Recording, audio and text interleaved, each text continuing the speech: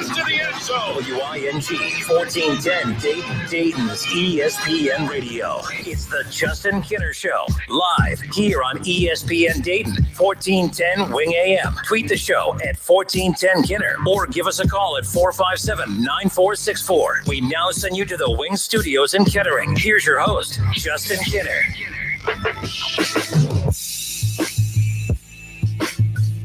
All right, and we are off and rolling here on a Wednesday. How are all of you doing? Welcome in. I'm Justin Kinner. He's Kev Nash, hanging out with you here for the next 3 hours. We got a jam-packed 3-hour show coming your way. A couple ways to be involved in the show. Of course, head to Facebook, search the Justin Kinner Show, and you can jump in on the conversation in the chat section there, or give us a call at 937-457-9464. For those of you watching live, whether it's through Twitter, YouTube, or Facebook, you can see the number down at the bottom of the screen. Listen, stream, and now watch. Listen on 1410 Wing AM. You can stream us at wingam.com, and now watch us live on Facebook, The Justin Kinner Show with Kev Nash, live on Twitter, YouTube, Facebook, and more moving forward. All right, let's dive right into this. I heard a stat yesterday, Kev, that absolutely fascinated me. For 30 straight years, and I heard this from Colin on Colin's show, that for 30 straight years, four teams that make the playoffs, that at least four teams that make the playoffs every season miss the playoffs the next year. So we never see the same playoff field back-to-back years. In fact, for 30 straight years, there has never been the same 12 teams in the playoff. I know we're now at 14 now, correct? Mm-hmm. With 7 teams making it from the AFC and the NFC. And at this point, I'm like, that's fascinating. Like, we have never seen the same playoff field at all in back-to-back seasons. Like, that speaks volumes about the parity of the NFL and the ongoing changes that always happen in the offseason. I find like that really, and I went back and tried to check. I'm like, no, it's accurate. I only went back like 3 or 4 years, but for the last 3 or 4 straight years, the playoff field has been different every single year, and that at least 4 teams that make we're going to keep with the trend of the last 30 years, 4 teams that made the playoffs for the NFL this season, Kev, are going to miss the playoffs next season, and 4 teams that did not make the playoffs this year are going to take their place. Who are those 4 teams? Let's take a look, because I'm really interested and curious. When you start looking at how teams start kind of breaking down towards the end of the season, you could kind of tell teams who are limping into the playoffs or maybe fortunate to make the playoffs, whether or not they'll make it the next year. But I am curious. For one, were you surprised at that 30 straight years that we've never seen the same playoff field once in back-to-back seasons? I'm not surprised because I've heard that before. And that's the only reason that I'm not surprised. I've never heard that. Yeah, I've heard that before. It's a ton of things that we can break down. I'm sure we're going to get to later. But yeah, I wasn't surprised. So with that being said, you take a look at this year's NFL playoff field. We'll start in the AFC. Kansas City, Buffalo, Pittsburgh, Tennessee, Baltimore, Cleveland, and Indianapolis. Mm-hmm. Those are your 7 AFC teams, Kev. Of those 7, I'm just interested in these 7 right here mainly. Of those 7, who do you anticipate of those 7 not making the playoffs again next season? Obviously, Kansas City's a lock. They're a lock. Buffalo, I would consider a playoff. Not consider. They are. Barring injuries. And I don't want to play the whole, well, what if so-and-so gets hurt? Right. No, right now, as constructed, the way these teams are, and keep in mind, we're supposed to have this crazy offseason with possibly up to 18 quarterbacks changing teams, or 18 teams with at least a new quarterback starting under center for them. But I'm looking at Kansas City and Buffalo are playoff teams next year. I think that the Titans could be fringe. I think that their offense is good, good run game. I like, Ryan Tannehill had a very good season this past year. The defense needs some work. You hear that, Schroedy? He gave him props. The Titans are solid, but they remind me a lot of the Browns, where they're one-dimensional. All their talents on the offense, although the Browns do have some talent on the defense, but overall as a whole, the defense for the Browns is not good. Baltimore Ravens, I think, that defense is a playoff defense. The Browns, I think, we talked about their offense, and they're only going to continue to add to their defense. The Colts are without a quarterback at this very current time. So of those 7 teams, Kev, any of those, and Pittsburgh, any of those teams, how many or any miss the playoffs next season? You go directly to the AFC North, because they got 3 teams in the playoffs last year. They all won double-digit games. The Steelers had their 12 victories. Browns had their 11. Ravens had their 11. Most competitive division in NFL football.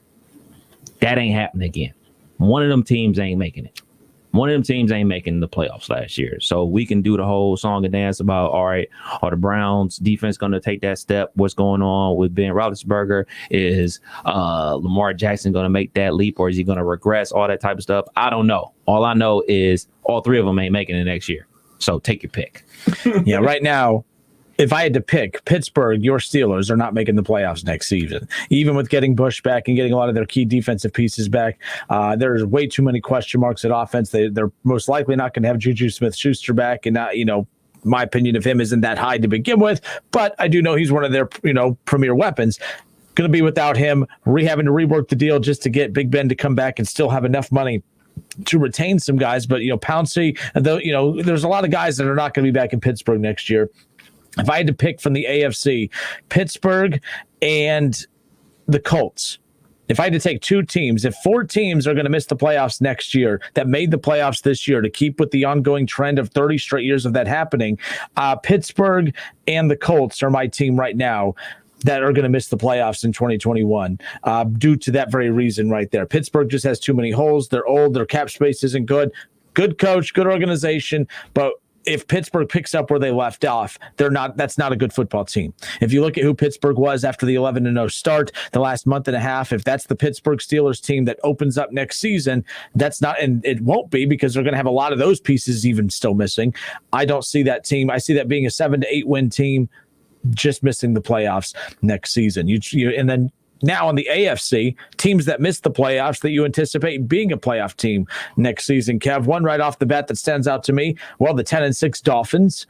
Mm-hmm. All right, the 10-6 Miami Dolphins. And then after that, I would have to say, I'm going to say the New England Patriots. I think the Patriots are back in the playoffs. The Patriots had, I think, a combined 8 guys opt out of the season. A lot of those, if not all of them, came on the defensive side. And I think that I don't even think they need a Tom Brady-esque quarterback. They just need a capable quarterback. In fact, I think Cam Newton with a full offseason with the Patriots, with a full training camp with the Patriots, I think, he's going to be a lot more locked in. Keep in mind, Cam Newton was really good until he got COVID. He was never the same quarterback coming back after that. It'll be interesting to see where the Patriots go. But I can't count out the Patriots getting all their key defensive pieces back. I like New England. I'm going to say New England and the Dolphins are the two teams that make the playoffs next year out of the AFC that did not make it this past season. If I have to pick two out of the AFC that wouldn't make it, I would go with the Bills and I would go with the Steelers. The reason I would go with the Bills is that defense was suspect all year long. Obviously, they had a great defensive performance in the playoffs. No doubt about it. They shut down Lamar Jackson and that Ravens offense. But all season, they weren't able to be balanced. And I think you put too much on the quarterback. As we saw when Kansas City got to the Super Bowl, everything was on Patrick Mahomes. Like the run game was not existent for the Bills all season long after the injury to Zach, their running back. So I look at them, and this is I won't say a 1-year thing, but this is Josh Allen's first time playing some good football. So I would have to see it again. So I would look at them and I would see the replacement for them being the Miami Dolphins because they have something that travels, which is defense. So I will roll with them. The second team that I will look at, and I feel dirty for even saying this, but my Pittsburgh Steelers, the way they ended the season, and it's super low hanging fruit in my opinion, because throughout the whole up lead to the 11-0 start, I am a Pittsburgh Steelers fan, and I said I wasn't so, and then they finally get me over the hump, and then they just crash into a wall. But you can't say that them potentially losing a Hall of Fame quarterback because, we're talking about how the Steelers are, man, Big Ben is going to rework his contract and come back and take one for the team. We keep saying that, but he ain't signed on that dotted line to say I'm going to restructure my deal. Big Ben is a prideful guy. His center's gone. That has been there, Pouncey, with him for a number of years. The camaraderie they have together, the fact that he has $41 million coming to him, and they're trying to rework the contract. He could potentially say, "No, I'm straight. If I'm not getting all my money, I'm not playing." He could say that. And then you're at Mason Rudolph, and we saw what the Mason Rudolph experience was with them a couple seasons ago. The defense is going to be outstanding as always. I'm not worried about that, but I do worry about them getting over the hump to get to shoot. I mean, we saw a 10-win team not make the playoffs last year.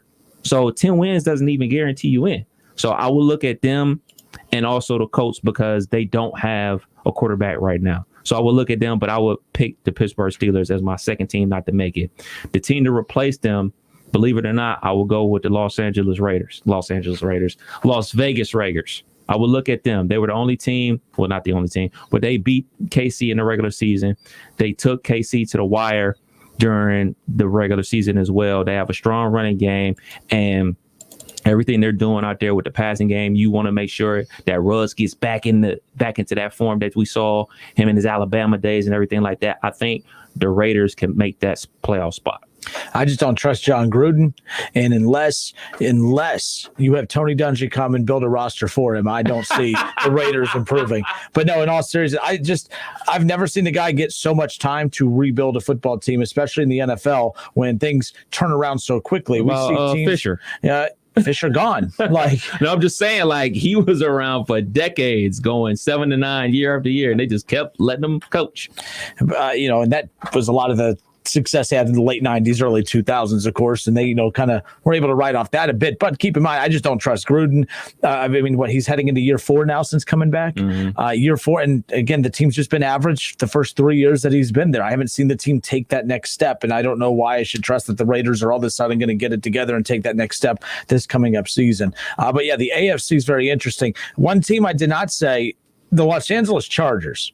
Justin Herbert literally shattered every rookie record that you can imagine out there. In fact, if Joe Burrow stays healthy, not only are you having one quarterback potentially shatter all those records, you're probably having, back and forth between him and Joe Burrow. But Justin Herbert looked the part from the very beginning, just like Burrow did. Unfortunately, Burrow's season came to an end. But I look at the Chargers as being able to take that next step, too. He has a lot of weapons on offense. They're going to be focusing on rebuilding that offensive line this offseason as well. And then look at the defense. Brandon Stanley, the head coach for the Chargers, taking over, a former Dayton guy. That could be a surprise team, too, to potentially rebound and make the playoffs. But I think that's a long shot. I see the Patriots making it to the playoffs before I do. Now, if you're just tuning in, Kev and I, we opened up the show. I heard a stat yesterday that Kev has heard before. I hadn't, that for 30 straight years, you have never seen the same playoff field back to back. You think that, playoff teams are playoff teams. This is why every time your team makes the playoffs, like the Browns 11-5, I think we're getting a little too ahead of ourselves just thinking that, we're here this year. Man, the future's bright. How many times do we say that? How about we said that about the Rams when they got to the damn Super Bowl? And with the young Jared Goff, with the young Todd Gurley, they had Cooks. They had so much talent.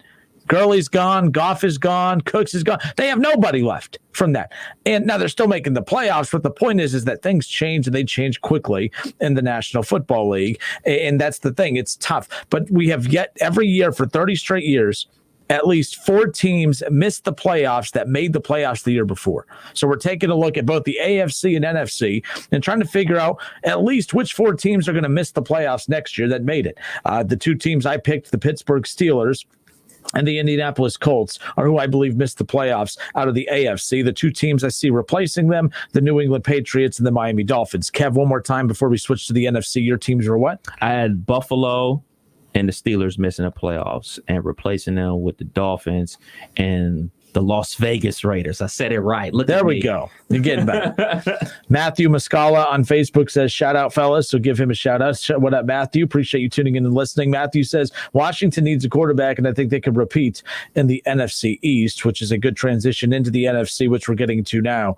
as we transition over to the NFC. So we go from the AFC to the NFC. Here are your playoff teams out of the NFC, Kev. You have the Packers, the Saints, the Seahawks, Washington, Tampa, the Los Angeles Rams, and, of course, right there, the Chicago Bears. Okay.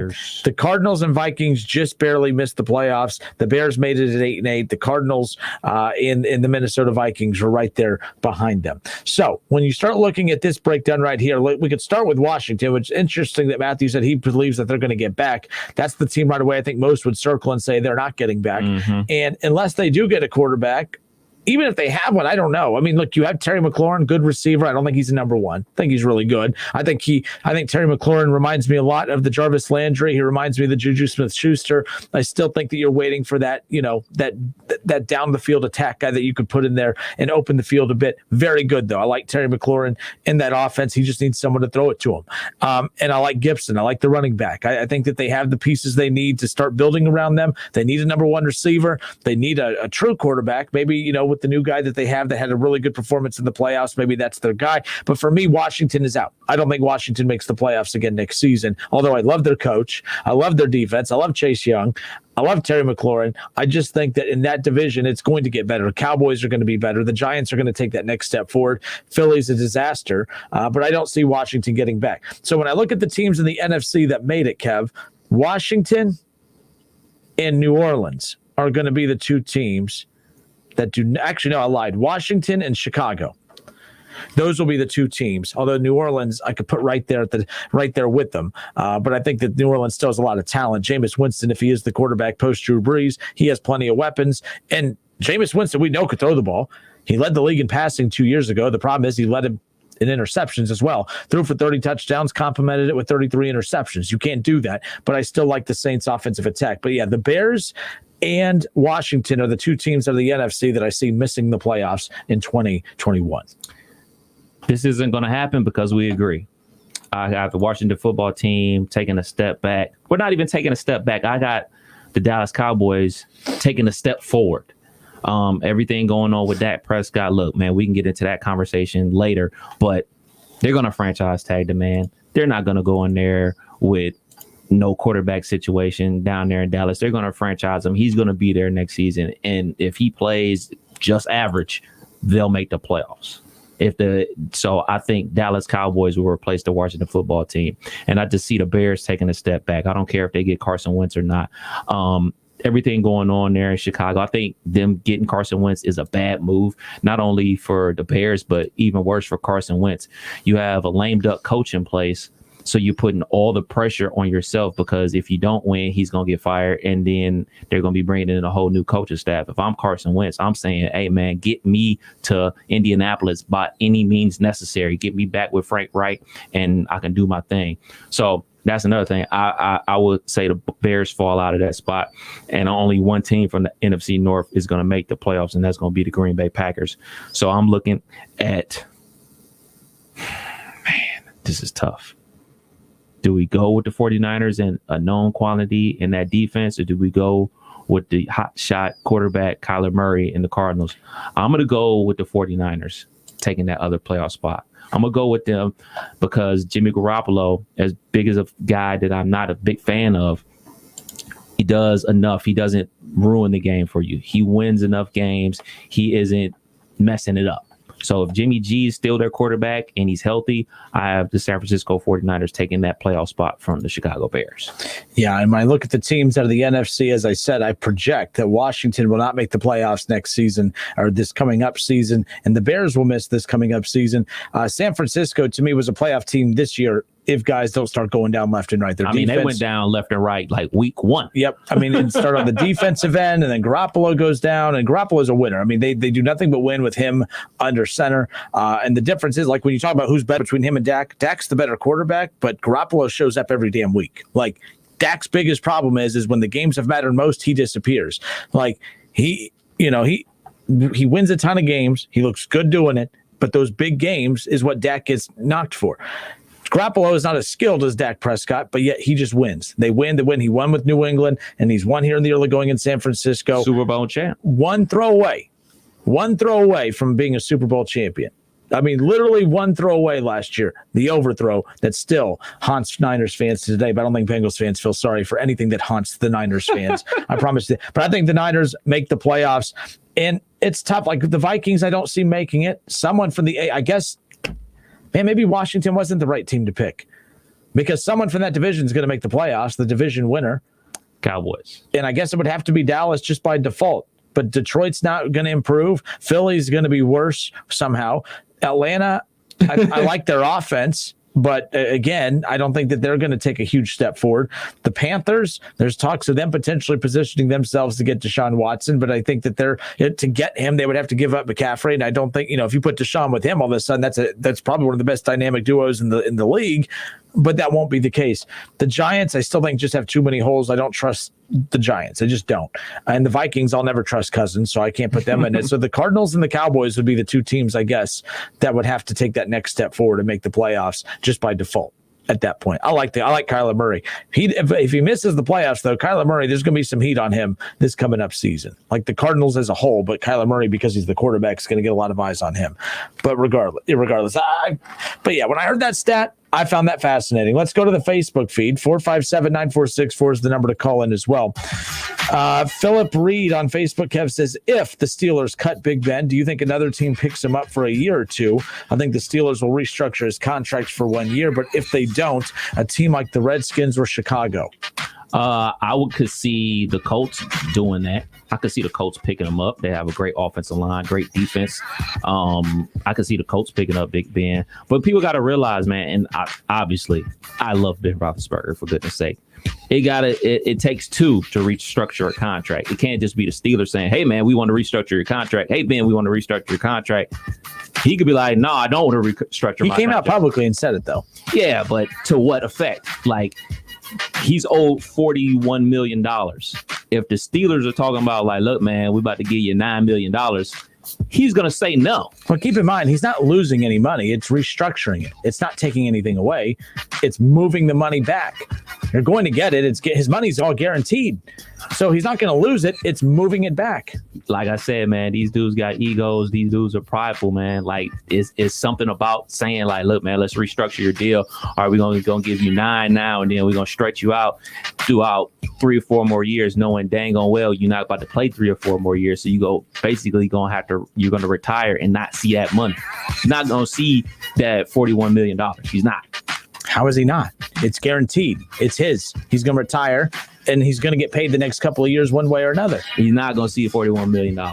But they're not taking, literally, Ryan Clark came on ESPN today, and they had Graziano and all those guys, the front office guy that used to be with the Jets, said the money that they're going to restructure with him, he will not lose that money. He just won't get it all up front as much as what he was. He's literally going to take a hit the next couple of years, and then it's just going to be pushed back more is all. It's just stretching it out to free up dollars for the individual seasons coming up. If he wants to win, and if he wants the money, more power to you. Take the money and go. But Pittsburgh's in a world. Oh yeah, they're gonna be in a world of trouble if he doesn't restructure his contract, and that's how things go in the NFL. That's what makes the NFL so great. That's why we can have so many different combinations in the playoffs, because there is a salary cap. You can go over the cap, but you have to pay a penalty, and teams aren't willing to pay that penalty to be over the cap. You have to play inside those numbers. So that's why you always see, that casualty to the cap victim that goes out there, like we saw with Todd Gurley getting traded and everything like that. So like that's what makes the NFL great, because you never know. Like it could be the biggest name in the world go out there on the market because he just made too much money. Ryan Strauss on Facebook says Seahawks and Bears will miss out of the NFC. He says Seahawks. I find that interesting. And they will be replaced by San Francisco and Arizona. That's not a bad pick. Sea chickens, man. They need to figure it out on that offensive line for sure. And Ryan also follows up saying the projected smaller cap this year is definitely going to make things more interesting as well. That's why there's all these free agents and no one's jumping on anything right now, because they're waiting to find out what the cap is. I mean, you can't go out and start signing guys with money that you don't know if you have or not. Right. So like we assume that the cap space is what it is right now currently for these teams. The Jags are supposed to be 70 mil. I think the Bengals have 30 or 40. The Browns have 22 million. That could all change from my understanding of how it works. So who knows? All right, we're live on Facebook. Head to Facebook. Continue to leave your opinions in the comment section. We'll pull them into the show. But who are the 4 teams that made the playoffs this year that will not make the playoffs this coming up season in the National Football League? And those 4 teams who are going to miss the playoffs, who are you replacing them with? This is a fun offseason. So many quarterbacks on the move. It's going to really change the direction of a lot of franchises. We'll be back in a moment. Listen, stream, watch. It's the Justin Kinner Show with Kev Nash, right here on Dayton's ESPN Radio, 1410 Wing AM. ESPN 1410 Wing AM weather. This afternoon will be mostly cloudy, a high near 22. Tonight's going to be cloudy with a chance of snow, a low around 18. And tomorrow will be cloudy with snow, a high near 30. I'm Pete Spivak for 1410 ESPN Radio. Does it feel like finding clothes in your fit is impossible? Tired of feeling overwhelmed with options that just aren't right? Let the experts at Stitch Fix do the shopping for you. At Stitch Fix, we make sure each piece is hand-selected for your life. So whether you're staying home or on the go, Stitch Fix has the answer for what to wear. We make it easy to find what works for you. Signing up takes just a few minutes, and styles are delivered directly to your door. Get started today at StitchFix.com. Stitch Fix, your style delivered. If I'm not commuting anymore, where do I really want to live? While you handle life's questions, Merrill Guided Investing helps you manage your portfolio and invest for your next move with the option to work with an advisor at a low cost and minimum. Merrill, a Bank of America company. Visit merrilledge.com/investing goals to get started today. Investing involves risk. Merrill Lynch, Pierce, Fenner & Smith Incorporated, both a registered broker-dealer and investment advisor, member SIPC. Investment products are not FDIC insured or not bank guaranteed and may lose value. Hey, my name's James, and a little thing I love about Chick-fil-A's Grilled Spicy Deluxe is the first bite, you get a little kick of spice, and then that cilantro and lime sauce that kind of balances things out. Just delicious. Hey, I'm Amber. A little thing I love about the Chick-fil-A new Grilled Spicy Deluxe is how well all of the ingredients complement each other. It's so good. I like bob my head side to side, dancing while I eat. Chick-fil-A's Grilled Spicy Deluxe Sandwich, available for a limited time only. Real guests paid for their testimonials. O'Reilly. This is Sarah's O'Reilly Auto Parts story. Driving cross country with 2 young children is ambitious, to say the least. Then our check engine light came on. We pulled into O'Reilly Auto Parts and they tested it. Turned out it was a faulty sensor. They referred us to a great mechanic just down the street and we were back on the road in no time. O'Reilly Auto Parts. I struggled with symptoms like frequent gas and stomach pain for years. I was bloated all the time with daily diarrhea. At first, I thought it was what I was eating. I kept thinking it was stomach issues. So I did my research and talked to my doctor, and we finally uncovered the truth. It was actually EPI. Exocrine pancreatic insufficiency, or EPI, is a condition where your pancreas is unable to help break down your food.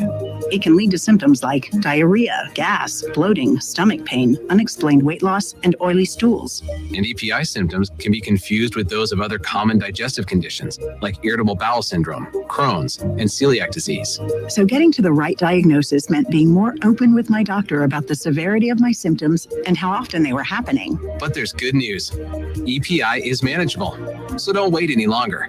Use the symptom checker at identifyepi.com and schedule a visit or call with your doctor to ask, could I have EPI? Sponsored by AbbVie. Me, but also you. The Pharaoh fast forwards his favorite foreign film, Powder Donut. Okay, what's my line? The only line I see here on the script is get options based on your budget with the name and price tool from Progressive. Oh man, that's a tongue twister, huh? I'm sorry, I'm gonna need a few more minutes.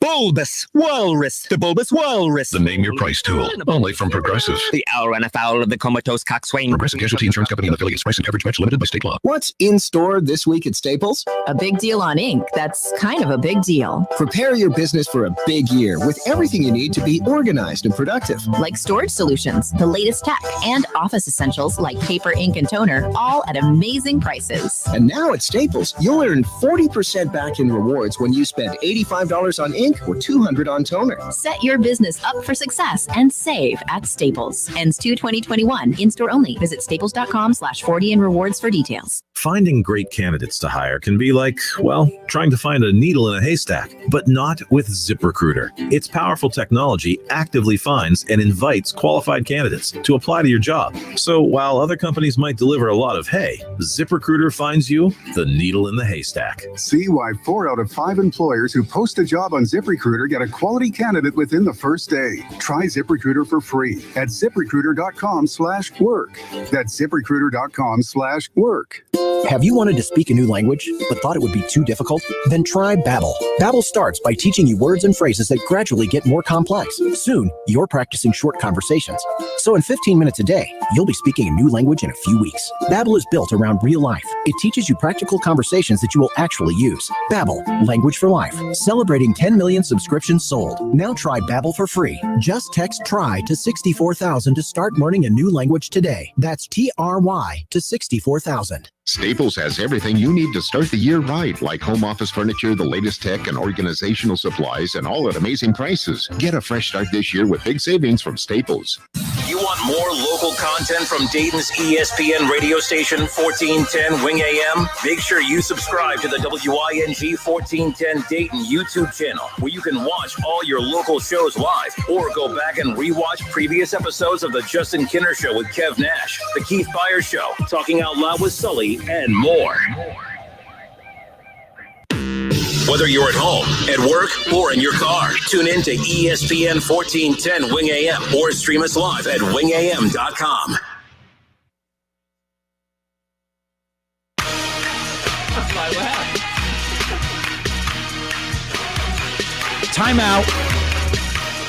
Timeout. What, Chris Webber?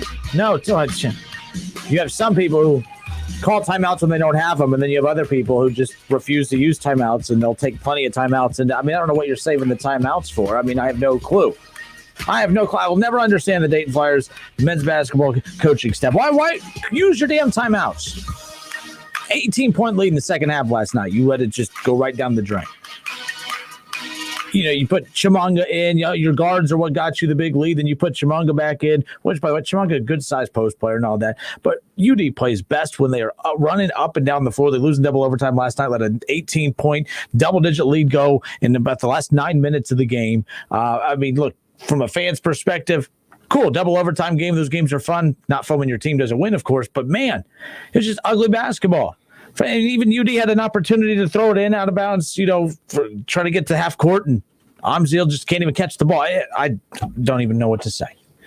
It's ugly basketball. It's not. I mean, then you don't call timeouts. I mean, there's a lot of, in-game managing is a huge problem with this team. I don't care. It baffles me. Hell of a recruiter.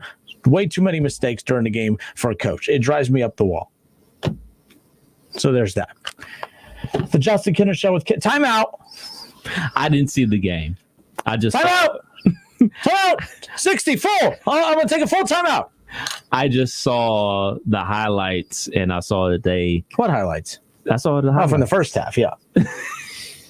That the 18-point lead got trimmed and eventually evaporated in overtime, and I was just like, "Yikes, that ain't good." And then I just turned the TV off and turned to a different channel. And I had a feeling that you were going to talk about this today, man. Timeout. And then I read the article about the timeouts and the lack of use of the timeouts to, stop the run. Kind of remind me of like Phil Jackson, like back when he used to coach with the Lakers and everything like that. That whole adage of, let them figure it out or whatever. I think Phil Jackson can get away with that when you got a guy like Kobe Bryant on the court, Shaquille O'Neal, and Michael Jordan, and Scottie Pippen. Like, all right, man, these guys are veterans and they've been in a lot of basketball games before. They can figure it out. But when you have college kids, because that's what they are, they're still college kids learning the game of basketball. You gotta help them out a little bit, coach. You gotta help them out. You gotta slow the momentum down. I know a lot of people out there don't believe in good old Uncle Momentum, but momentum is definitely a real thing. So using those timeouts to slow things down, talk to your guys, talk to your veteran point guard to, let him know that he's still in control and he can, bring it home for you. I think that would have been the smart thing to do. And you had key free throws missed towards the end of the game. Maybe Watson missed some. Jalen Crutcher, who does not miss, missed a key free throw to tie it late. And, but again, those are the natural things that come within the game. You shouldn't have to worry about coaches not calling timeouts to put an end to run. Like, it's ridiculous. And it's not like, by the way, if it was one game, it's fine. But this is a constant criticism of the in-game work and the in-game strategies and whatnot, drawing up plays coming out of timeouts. I mean, there's a ton of criticism there. Recruiting, not a problem. But what you do with those pieces in games, that's kind of where the problem seems to be popping up more times than not. I don't want to hear that this isn't a good basketball team. You have too much talent on this team to not be winning more basketball games than what they are. I'm acknowledging that this is a good basketball team, but they've lost games because of, for one, they have way too long of droughts. But again, managing the game within the game is very important. I don't think AG does a good job of that, period. So there you go. Dayton will return home Friday night. They will play St. Louis. It'll be senior night. Game time 7:00 will be the tip-off again. Senior night without fans. So thanks, Rona. There's that. But that's amazing because I was at senior night last year, and I just remember how epic it was. And this year, it's not going to be that same way. No, not so much. Thanks, Rona. Not so much. And that's the thing with having a destination site for your entire tournament. This will be the final home game, but they could get an NIT. They could host an NIT. You know, what I keep thinking is if Wright State, who they're projected to win their tournament, they're projected to go to the NCAA tournament. Go Raiders. Which, by the way, Coach Nagy, that would be the second time he's led his team to an NCAA tournament since Archie Miller left the Flyers. So I'm just throwing that out there. But anyways, don't jinx it. What? The bottom line is if UD and Wright State end up being in the NIT at the same time, look, because of COVID, they're not looking to send people all over yeah. So I'm just saying. So there will be a Gym City Jam potentially. Mm-hmm. We had Gym City Jam last night, right? Volleyball, yeah. Shouts out to Young Neil. Oh, yeah. Young Neil on the call. I saw that. He was super pumped about that. But no, nonetheless, I'm just saying there's some interesting things developing over the next couple of weeks. Okay. And so it's a double-edged sword. What? Here we go. We're both Wright State fanatics. Okay. So you could only choose one. You could obviously have us continue on our great season and win our conference tournament and go to the NCAA tournament and do our thing there. Or, unfortunately, lose in our conference tournament, but you're guaranteed to play UD. You're guaranteed to have the Gym City Jam. You're guaranteed to have the Wright State UD Flyers play a basketball game. Which would you cash your chips for? Which one would you say, okay, give me that. I need that. NCAA tournament. Tournaments, that's what you play for. That's what you play for is the NCAA tournament. And that's all that matters. But, if they stumble along the way and you get that NIT Gem City Jam, you know what? More power to it. I mean, that's one good way to end the season is by Wright State beating UD. That is the absolute right call to say the NCAA tournament because that's what everybody plays for. They're played to get to the big dance. And as much as I would love them to play, I couldn't do that to the players, the coaches, and obviously me, alumni. I want to go to the big dance. I want a new cool T-shirt. Yeah, and Doug Sphere on Facebook says, welcome to Anthony Grant as a coach. I love the guy as a former UD player, but I watched and listened to the same things from Tuscaloosa. Oh, yeah, I forgot Doug, in Alabama. Anthony Grant, good took VC to the NCAA tournament, took Alabama to the NCAA tournament. Last year, technically took him to the NCAA tournament, but I've yet to see him pace along the sidelines in March. So that ain't going to happen this year. Year 4. Just throwing that out there. All right, folks, it's the Justin Kinner Show with Kev Nash live here on Dayton's ESPN radio station, 1410 Wing AM. Listen, stream, watch. Listen at 1410 Wing AM. You can stream us at wingam.com and now watch us live on Facebook. Head to Facebook, search the Justin Kinner Show, and jump in on the conversation. But last night, a frustrating loss, a game that should have been theirs. I mean, that's a good Rhode Island team. That would be a good win. Big scheme of things, it does nothing in regards to an at-large. There is no chance for an at-large. Zero, zilch, nada. No at-large opportunity for the Flyers. But you still want to get wins over good quality teams like that. You want to take momentum into the tournament, and you got good teams coming up. Like, it's not like it's going to get easier. In fact, you're entering the time of season where you want to take momentum into the A10 tournament, which they don't have success there either. I mean, this is their season's ending in the NIT one way or another. Like, it's not ending in the NCAA tournament at this point. It's the Justin Kinner Show with Kev Nash. We'll be back in just a moment. 457-9464. Reaction to last night's Flyers loss, 91-89 double overtime. Frustration from what you are seeing. What are you seeing? Am I being too critical, too hard on the team? What are you seeing that I'm not? Because, we've seen way too many of those losses. More Facebook reaction. AG couldn't miss last year. He was in a spot where you just throw the ball to Obi all the time, kind of like the Barkley commercial. Well, look, Obi Toppin, a lot of his development was Anthony Grant. I'm not piling on Anthony Grant here. Obi Toppin was Obi Toppin, not just because of AG, but the development. You can't deny the development of players under AG while they're there. But again, you develop good players, you have good players, you got to win more games. And last year was a fantastic year, but you take out last year and it's 3 straight years of average to below average basketball. Just saying. We'll be back in a moment. Don't go anywhere.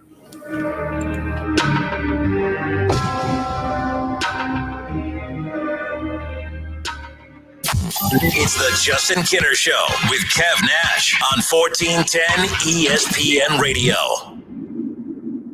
I'm Terry Krupp of Laird's Tax and Accounting, serving this area's tax and accounting needs for over 80 years. If you have concerns about your tax return, we invite you to discover how we can make your tax filing experience easier. If you had a difficult experience in the past, our professional staff can provide the accurate return you want with maximum use of all legitimate deductions. Laird's Tax and Accounting is a trusted name and stands behind your return if the IRS calls. Contact us at 937-325-6571. Information at lairdstax.com. Hi, this is Eddie Sorrell, Service Manager, Germain Honda of Beaver Creek. When you need service, we're here Tuesday, Wednesday, and Thursdays from 6 to 8 and Saturdays from 7 to 5. We proudly offer a state-of-the-art facility with factory-trained technicians, clean waiting room, and service department. Loaner cars are available during service and free alignment checks with any service. Be sure to stop in and ask for our $39.95 oil change special. Germain Honda of Beaver Creek, State Route 35, east of 675, between Xenia and Beaver Creek. Attention Class A CDL drivers. Looking to be more than just a number? Yoel Transportation in Dayton is looking for drivers with at least 1.5 years experience. Yoel has open positions for no-tarp flatbed drivers and no-touch regional or local van drivers. Yoel is ELD compliant and offers 401k with match, medical, dental, vision, holiday pay, vacation, safety bonuses, and now has a rider policy. Call Rick or Joe at 937-294-5933 and ask about the $5,000 sign-on bonus today.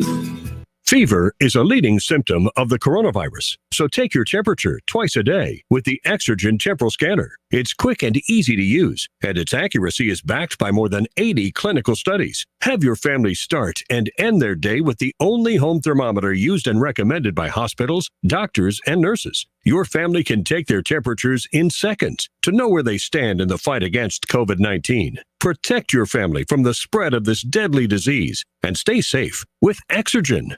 Save big money on your home improvement projects now during Menards Race to Savings Sale. Stop in for the best selection of thermostats. Keep your home's temperature comfortable through every season while saving energy with a new Honeywell thermostat. Pick up the programmable thermostat that lets you have separate settings for weekdays and weekends. Right now, it's only $21.99. Save big money now during Menards Race to Savings Sale. Prices are good through February 20th. Save big money at Menards. Tie ball game with the shot clock winding down now. Jones takes the ball at the point off the high screen and roll. He puts up the shot at the buzzer, and it's Timothy's Bar and Grill on Brown Street. Dayton Flyers basketball fans can't make it to the arena this season, but want to experience a safe electric college game day atmosphere? Timothy's Bar and Grill is the spot to support the Flyers all season long. Follow Timothy's Bar and Grill on Facebook and Twitter for select game day specials. Go Flyers! Hello, it's John Kozik, founder and president of TurboTrack Realty, and I buy houses as is, fast for cash. Call me today for an all-cash offer on any of your properties, and we can close within days at 614-362-2000, 362-2000. Do you own a property that's outdated and needs thousands of dollars in repairs? Great, I'll buy it. I'm a private real estate investor who can solve your real estate problems fast for cash. Do you want to sell and just be done with it? Okay, great. I buy vacant properties, boarded up houses, pre-foreclosures, and inherited properties. I also buy apartment buildings, rental portfolios, divorce homes. I even buy my tenant won't pay me the rent houses. I look forward to solving your real estate problems today. Give me a call for an all-cash offer at 614-362-2000, 614-362-2000. It's time for some straight talk. Your tax return could look different this year, but you're still going to hear a lot of noise about how to spend it. So when the big carriers tell you to splurge on the latest nonsense, just tune it out. With Straight Talk, you can get a Samsung Galaxy A51 for just $199. Plus, get the $45 unlimited talk, text, and data plan with no contract on America's best networks for up to 50% less. Tune out the nonsense and tune into Straight Talk. Straight Talk Wireless, no contract, no compromise. Get in the zone, AutoZone. Welcome to AutoZone. What are you working on today? If your lights seem dim, it's probably time to change them. We can help you do the job right. If you do decide to change your lights, we've got reliable replacement lights waiting for you. We've even got headlight restoration kits that can have your existing lights shining brighter. You can get whatever you need fast with our next day delivery or free same day store pickup. Getting the job done just got easier. Restrictions apply. Get in the zone, AutoZone. Let Audible make 2021 a year filled with the best in audio entertainment. Audible originals, audiobooks, podcasts, and more. Start a free trial at audible.com. There are many ways to catch the Justin Kinner Show with Kev Nash on 1410 ESPN Radio, weekdays from 3 to 6 p.m. You can catch it live right here on 1410 Wing AM, or you can stream the show at wingam.com. But now we have another way that you can take in the show. You can now watch the Justin Kinner Show with Kev Nash live on ESPN Dayton's Facebook page. Listen, stream, watch. It's the Justin Kinner Show with Kev Nash, weekdays from 3 to 6 p.m. on 1410 ESPN Radio. All sports, all the time. This is 1410 ESPN Radio.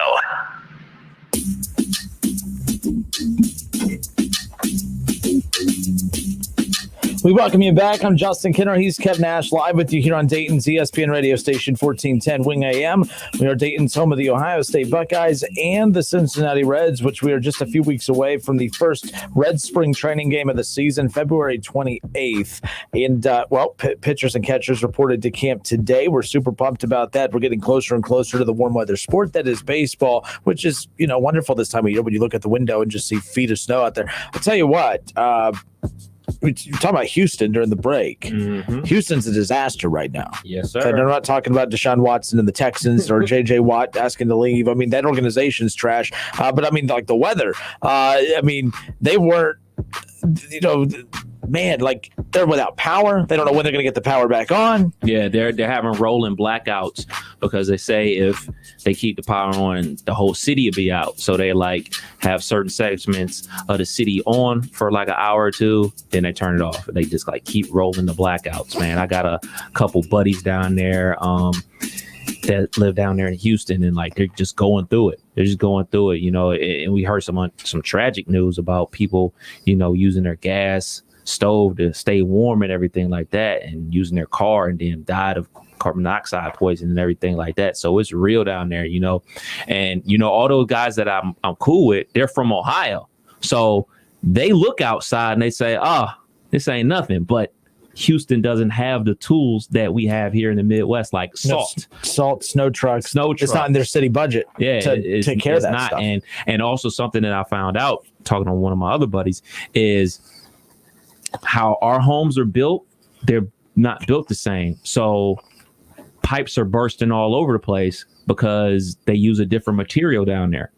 So up here, those damn Adobe huts, man, I'm telling you. So there's water main breaks all over the place, pipes bursting. I saw a couple pictures online. People are at hotels and there's water coming out of sockets because pipes are bursting and everything like that. It's crazy down there, man. Yeah. So for anyone that has family over there, be thinking about them, of course, right now. And just, we complained about our dump of snow and then we're right back at work the next day. We're second day back at work and we have power and everything else. So, thinking about everyone over there as well. Let's transition to one thing we didn't touch on yesterday that we touched on Friday with all the chaos that was surrounding Urban Meyer with the Jacksonville Jaguars. That didn't take long, by the way. It just did not. And the more you sit back and think about Urban's decision to bring Doyle on as the strength and conditioning coach, it's still to this day, it's that's how you started your run in Jacksonville. After you tried to convince people that, it was the era at Ohio State with the overlooking some of the background issues with Zach Smith and everything, I think a lot of people were trying to forget that and just buy in. Well, it didn't take long for him to put himself in the exact same situation that he basically found himself in at Ohio State with Zach Smith, this time with Doyle. Doyle resigned over the weekend. So after you and I spent so much time highlighting the mess that was the hiring of Doyle as the strength and conditioning coach under Urban Meyer's Jacksonville Jaguars team, he resigned over the weekend. Urban, of course, said that he made a mistake with the hire. You didn't. You don't believe that, Urban, because when you were going through the negative reactions, you responded with, "Yeah, I've edited him. I've known him for 20 years. It's all good." Sweet, dude. Doesn't work that way. But were you surprised that he resigned? And did he resign, or was this hey, we don't want to announce that we fired you. Why don't you just go ahead and resign so you at least look better coming out of this than what you already don't? Yeah, that's exactly what happened. It was something that came from the top of the Jaguars organization to say, "Hey, man, we can't handle this right now. We just can't handle this. You got to go." and we'll allow you to resign as opposed to us firing you. And it goes back to everything we talked about last week about Herb. He's going to look out for his guys. Now, we can talk about Kurt Ferentz and Dooley being there for over 20 years and him turning a blind eye to what happened inside the program. And then we can talk about Urban Meyer hiring him. You know, it is their network of guys looking out for their people and looking out for the guys that they rock with. It's called the good old boy network. And that's what happens in sports a lot of the times. And, you know, we can bash Urban all we want. We can bash Urban. Man, you could hire anybody you wanted to. You could have hired Coach Mariotti. You could have found somebody at Gold's Gym to bring him in. You're Urban Meyer. You could have hired anybody. But in the same breath, somebody else had to sign off on that too inside the Jaguars organization. Somebody inside the Jaguars organization said, okay, whatever you say, Herb, cool. And just signed the paper and was like, cool with it. So they're culpable as well. Because every time that Urban Meyer got in trouble at Ohio State, people immediately looked at Gene Smith like, Gene Smith, what are you doing? Do your job. So let's not forget that somebody in power with the Jaguars had to sign off on this as well. So I don't want to just put all this on Herb. He has about 95% of it for sure. But there's somebody that's higher than Urban Meyer that signed off on hiring Chris Doyle. And now Chris Doyle is no longer employed by the Jacksonville Jaguars. We can move on. Yeah, he'll be employed at some point. Oh, yeah, for sure. And the thing is he could have been employed by any other NFL team. It would have been lightly talked about. People would have given their opinion saying, hey, I wouldn't want him in my locker room. Good luck getting the players to buy into him. And then we moved on. But because of just Urban's history with shaky, backgrounded, assistants, this is why the story took off the way that it did. So Keith Byers was in earlier today for his show, and I was talking to him about that. I said, honestly, the interaction you have, how big of a role does the strength and conditioning coach have on an NFL team versus college? College, it's a way bigger impact on the team. Mariotti at Ohio State, Mariotti's more valuable with the Buckeyes than what he would be with any team in the NFL. Not saying he wouldn't have an impact, but a lot of these guys are grown men. They know their body better than anyone. Sure, they're going to follow the workout that they're being instructed to do, but ultimately they're doing what they do for their body. They know their body better than anybody, that type of thing. So ultimately it was a position that you tried to fill, that you tried to force a square peg into a round hole for a non-important position. I'm not saying it's not important, but for a position that wasn't worth going through all the drama that he ultimately ended up going through. But I was curious by your thoughts on that in regards to what as a former player, do you even remember any of your former strength and conditioning coaches? I mean, he said, yeah, he remembered a few, but they weren't looked at as one of the main reasons why his teams had success. I believe in second chances. I think that Doyle does deserve a second chance, but, it's kind of like we want people to get second chances to work their way back up to the top. We don't want guys getting fired from Iowa State and getting $1 million and then getting a job in the NFL. Like, we look at that like, what's going on here? You lose your job, but you still get $1 million. Now you're coaching in the NFL. Like, that seems unfair. We want coaches to do it the Hugh Freeze route. We want coaches to go down to Liberty, then work your way back up. We want guys to, have a fall off like Bobby Petrino, what he did with the Atlanta Falcons and the situation with the mistress and the motorcycle. We want him to go away and go down to Missouri State and then work your way up. Like, that's how we wanted to go. And Urban Meyer said, nah, you ain't got to work your way up.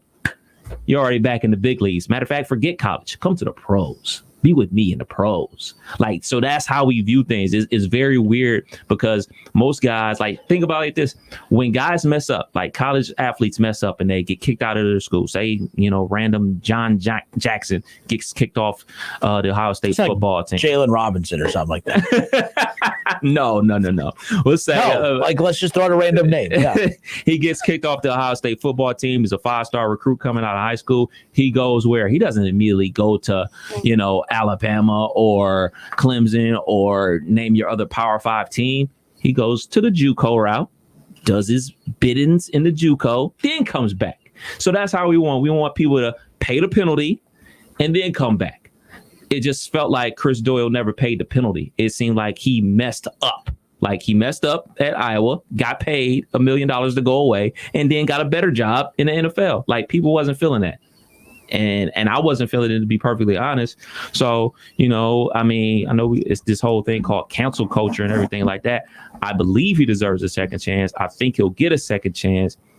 And I believe he could have even got a second chance with the Jacksonville Jaguars. But when you make him the lead guy, that's what rings bells. What do you mean by the lead guy? He was like the lead strength and conditioning guy. Look, any other coach could have hired him. It wouldn't have, I don't even think he's the bad guy in this situation, as crazy as it sounds. Again, if Pete Carroll brings him on board, we talk about it for 5 seconds and we move on. Doyle's not the center of this conversation right now. And I agree with what you're saying. But my point is that Doyle's not even the bad guy in this conversation right now. Urban is, not necessarily our conversation per se, but the lead conversation in all these shows about Urban and Doyle. It's not, man, Doyle, I can't stand Doyle. I can't believe Urban hired Doyle. It's a lot of the punishment is being more skewed towards Urban more so than him, although he did lose another job. But again, you're paid $1 million to leave the first one, so more power to you, buddy. But nonetheless, I hope one day that I get fired and leave with $1 million someplace. I need to get an agent. Be making that money, boy. I need to get an agent, that's for sure. Who has a better agent, him or Kirk Cousins? Which of those two has a better agent? They might be the same. Kirk Cousins' agent is the man. No, I think this guy says some racist stuff in 2020 and actually for many, many years before that, and still comes away with $1 million and has an NFL job since then and then fired again. I think his agent's pretty dang good. Yeah, too. You might be right. It's a tie. And somehow Cousins just gets mass deal after mass deal for basically take out the M. It's not that good. All right. Hour 1 in the books, hour 2 coming up. We're going to get into the Draymond Green conversation coming up around the corner. Also, the JJ Watt conversation continues to carry on. Will he end up in Cleveland? The longer we're removed from it, again, I didn't wake up today and think about him being in Cleveland. If he's in Cleveland, Kev, it's great. If not, oh well. And I feel like Browns fans getting excited about this. I see a lot of people on social media making fun of the Browns fans, say, you actually think that he actually respects the Browns enough to go there, blah, blah, blah, blah, blah. Browns fans, you're setting yourself up to get made fun of for whenever he picks the other girl. He's going to pick another better-looking girl over you. So you just need to pretend you're not interested. You need to pretend you're not interested, and then you could say, he did not pick me. I didn't pick him. That's how you got to play this off. I don't think J.J. Watt ends up in Cleveland. I don't know why. I just have a feeling that it's not going to happen. And I don't think it's because Cleveland's not going to try. I think he's using Cleveland. I think he's using Cleveland to kind of leverage up some opportunity with Green Bay or Kansas City. My thing is if he wants to go to a contender, I'm not saying Cleveland's not a contender, Kev, but let's be clear. A contender is Kansas City. A contender is Green Bay. I think Cleveland has an opportunity to be a contender, but I believe they have an opportunity to be a contender. Green Bay is a contender. Kansas City is a contender. Tampa is a contender. I think that there's a difference between possibly being a contender and teams who are already a contender. I just don't think the Browns get this. I just don't. We'll pick up with that coming up later on in hour 2. We got the Draymond Green conversation. We got some Cincinnati Reds talk around the corner as well. More of the Justin Kinner Show with Kev Nash next. Listen, stream, watch. It's the Justin Kinner Show with Kev Nash right here on Dayton's ESPN Radio, 1410 Wing AM. There's nothing better than a fresh-made home-style meal, but not everyone loves the hassle of cooking. At Lee's Famous Recipe Chicken, home-style happens here with our famous 12-piece family meal at a great price. This famous family meal includes 12 mixed pieces of Lee's fresh, never-frozen chicken that is honey-dipped, hand-breaded, and cooked to perfection, plus 3 large sides and 6 fluffy biscuits. Get a home-style meal made easy today with Lee's 12-piece family meal at a great price. Only at Lee's, famous for chicken. It's time for some straight talk. Your tax return could look different this year, but you're still going to hear a lot of noise about how to spend it. So when the big carriers tell you to splurge on the latest nonsense, just tune it out. With Straight Talk, you can get a Samsung Galaxy A51 for just $199. Plus, get the $45 unlimited talk, text, and data plan with no contract on America's best networks for up to 50% less. Tune out the nonsense and tune in to Straight Talk. Straight Talk Wireless. No contract, no compromise. O'Reilly. Count on the professional parts people at O'Reilly Auto Parts to recommend the best products for your car. Get maximum cooling system performance for 10 years or 300,000 miles with Peak Long Life Universal Pre-Mixed Antifreeze and Coolant. On sale now for just $5.99 after mail-in rebate. Plus, earn double O Rewards points. Stop by O'Reilly Auto Parts today. O'Reilly Auto Parts. Merrill Guided Investing. Visit merrilledge.com/investing goals. Merrill Lynch, Pierce, Fenner, and Smith Incorporated, both a registered broker-dealer and investment advisor. Member SIPC. He's a former Buckeyes great and now a college football Hall of Famer. And don't forget about his 13 years of NFL experience playing for the Eagles, Dolphins, Jets, and the New England Patriots. He's Dayton's own Keith Byers. Hang out with him every Monday at noon on The Keith Byers Show, presented by Lee's Famous Recipe Chicken.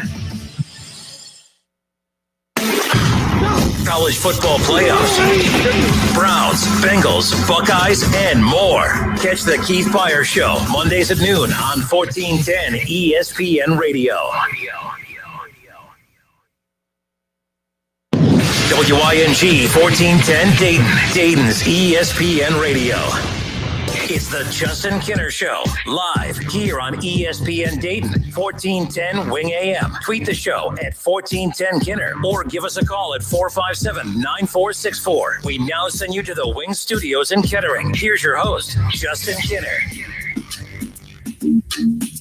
I want to open up with this. The UCF Golden Knights. Oh, yeah. I'm always pro Power 5, anti-little guy, which is funny because I am a little guy. I'm 5'5". You think I would be all about the little? You think I'd be all about the underdog, right? You think I'd be all about the American Conference? I should be bashing the Big Ten and bashing, the Power 5s and be all about the underdog conference being the American Conference. But for me, I'm starting to change a little. The reason I'm starting to change a little is because it's not the concept that they're not Power 5. It's the concept that they're just not a conference that provides enough competition on a weekly basis to match the resumes of what we see on a week in, week out basis from those in the Power 5s when it comes to college football playoff resume dissection time. Oh, Ohio State, you play Penn State, you play Michigan State, you play Wisconsin, UCF, you play Cincinnati, and then that's about it. Oh, there was that one time Memphis was good for a bit, but it doesn't add up and it doesn't equal out. It just doesn't. Now, the strength of UCF and the strength of Cincinnati, I think, matters in the quality victory that these two teams need. But I think what happened over the weekend, honestly, has elevated the American Conference to get probably the most respect from a conference that is not Power 5 since the college football playoffs started. And the American Conference has always been just on the outside, barely looking in. And I don't think that they're in the Cool Kids Club yet, but I think that they're getting the Cool Kids Club invite. I think they get, if they come in with somebody, they get in the club because they know somebody there, but they're not an official member, but they're going to get a spot at the table. UCF over the weekend pulled off what I think was the biggest surprise of the college football offseason. And for a college football season that has had so much bad happen, it has had so much turmoil. This is my favorite college football story of the year that has nothing to do with Ohio State. UCF just hired Gus Malzahn to a 5-year, $11 million contract. And I could not be happier for UCF. I cannot be happier for the American Conference. And to be honest, I cannot be happier for the Cincinnati Bearcats. Let's be clear. This coaching hire was so big for the UCF Golden Knights. It was so big that it keeps Luke Fickell at Cincinnati. That's how big of a move this is, and here's why. The only way Luke Fickell leaves Cincinnati is after next year when he loses Desmond Ridder and those guys, and those guys are out, and he doesn't have that. The only reason he would leave is if he felt that there was nowhere further for that conference to go and that he needs to spread his wings and go elsewhere. I think the addition of Gus Malzahn is now going to give him that competitive fire, that competitive itch out on the recruiting trail, on the schedule. They're going to, they always circle UCF, but they're really going to circle UCF now. And UCF's really going to circle Cincinnati. I think these two programs are going to put this conference on the map moving forward. And I think it's going to do wonders. I think it's only going to help the conference. We saw what Urban Meyer did for the Big Ten when he got there. I'm not comparing Gus Malzahn to Urban Meyer. Gus Malzahn in the SEC is just a good quality coach, right? But Gus Malzahn in the American Conference, that's a guy technically taking a step backwards or whatever, but he adds credibility right off the bat. By the way, he had no business losing his job at Auburn. I don't think he deserved to lose his job at Auburn, especially after a COVID year. And they were a 500 team. They were a top 25 team. They were a good football team. They had no business firing Gus Malzahn. He wanted to wait one more year, fine. But firing him now made absolutely no sense. And then you have a program like UCF, who loses Josh Heupel, who takes the Tennessee job. Tennessee's an absolute dumpster fire. They wanted big name after big name after big name. They ended up settling for the coach at UCF, who, by the way, I didn't think did a fantastic job. I thought that the program regressed after Scott Frost left. I don't think that, when you look at what Lincoln Riley did at Oklahoma with Stoops, the program never missed a beat. You look at Ryan Day taking over at Ohio State, the program never missed a beat. The program missed a beat or two or three when Scott Frost left UCF and Heupel took over. So to me, I wasn't a Heupel guy. Tennessee hires Heupel, whatever. And then UCF, I think, man, they're in trouble though. Like, you lost your coach at a very inopportune time, well after National Signing Day. How do you get through this? And then they ended up getting the hire of the offseason. No program hired a bigger name coach, in my opinion, than UCF with Gus Malzahn. Actually, I do like the Deion Sanders hire from a perspective of the HBCU schools getting a brand name like him that's going to really bring attention to those schools. I think you're going to see that elevate too over the years. But that's a conversation we can have, on top of this one. But I love this hire, and I do think it's strong enough to make them such a power that you could see two top 15 teams regularly in the Bearcats and UCF moving forward to give each other that credible win. UCF and Cincinnati, to me, it's all about the non-conference. It's all about, Kev, they just need one. You need one credible non-conference win, and you need the win between either of those, UCF or Cincinnati. And then you're going to have Memphis flirt with top 25. Tulane was top 25 this year, right? So I think that the conference, all of a sudden you look at it, they're going to have 3-4 teams top 25. And Gus Malzahn's going to make the conference with the help of Luke Fickell, by the way, because it's not just Gus Malzahn. It's the addition of Gus Malzahn to Luke Fickell already being there. Right. I think those two faces of the conference are really going to add that extra credibility factor that the conference needed. You know me. I like to bash that conference. I'm a huge fan of this. I can't believe UCF loses Heupel at the most inopportune time and ends up with a better coach than what Tennessee ended up with. Like, why wouldn't Tennessee go after Gus Malzahn? I have no clue. But good for UCF in pulling the trigger, and I like the dig that their athletic director had at the press conference. We believe we have the best coach in Florida. There you go. I love it. And by the way, this totally sets up a future duel between them and Florida. And oh, man, I just can't wait. If you can't tell, I'm excited about it. I'm really pumped about the hire. I think it was the biggest win of the offseason for any team out there. I think Josh Heupel was a good coach at UCF. He was, I want to say, they only lost 5 games. They got worse and worse each year. Yeah, but it's hard to come off 2 back-to-back undefeated seasons. And don't forget, he was the OC there. So it wasn't just Scott Frost doing it all by himself. But I brought up Lincoln Riley. Oh, for sure. Ryan Day. Oh, for sure. I think he was. I'll let you finish your point. You let me finish mine. I have a problem. I think he was a good coach there, and I think he was worthy of stepping up to the Power 5 and everything like that. Don't think things are going to work out for him at Tennessee just because Tennessee is a dumpster fire since I wouldn't have taken that job. No. UCF's a better job. Yes, yeah, absolutely. But to the bigger point here, Gus Malzahn, this hire was tremendous, outstanding. He was the offensive coordinator for the national championship team at Auburn. Got Auburn back to a national championship game where they had basically Florida State on the road. No, they were leading Florida State in the fourth quarter. Jameis Winston had to lead them on a touchdown drive to win it. But nonetheless, they had the national championship in their hands. They end up ultimately losing. But the bigger point is we all believe that Nick Saban is the best coach in college football history. He was 3-5 against his rival. Now, we can say, oh, that's a losing record. But you know what it is? It's respectable. It's a respectable record to have against Nick Saban, a team and a program that you play every single year. Every single year. And he didn't just get those wins at home. He got the home crowd advantage. He went in to Tuscaloosa and had some wins as well. So he knows how to coach football. And that high-powered team that Alabama had not this previous season that they just won a national championship, but the year that they had Tua and Jerry Jeudy and Ruggs and Devontae Smith and Jalen Waddle all on the same team at the same time healthy. He beat that team. They beat that team. So Gus Malzahn knows how to coach football. Now, the other part is there's always something shady going on with Gus Malzahn.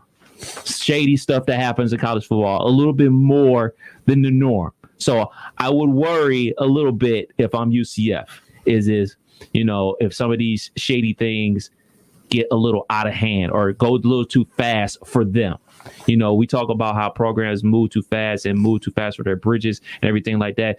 Auburn, they're used to playing in the shady waters of recruiting and everything. Is UCF used to playing in the shady waters of recruiting? Things that are technically recruiting violations, Auburn can finagle those and make them go away and everything like that. Yeah. We're going to put ourselves in timeout. Is UCF, are they ready to get into that world? If they're ready to get in that world, okay, they're going to be a major factor, and so will UC. And I still stand firm on what I believe is going to happen. I believe that UC and UCF will be playing in the Big 12 eventually. If these two teams can stay on it up too. If these two teams can stay on their track, if they can just keep colliding in the American Championship game and having epic games at noon on championship weekend, the Big 12 is going to be like, look, man, there's another media market we can get into in Florida. There's another media market we can get into in Cincinnati.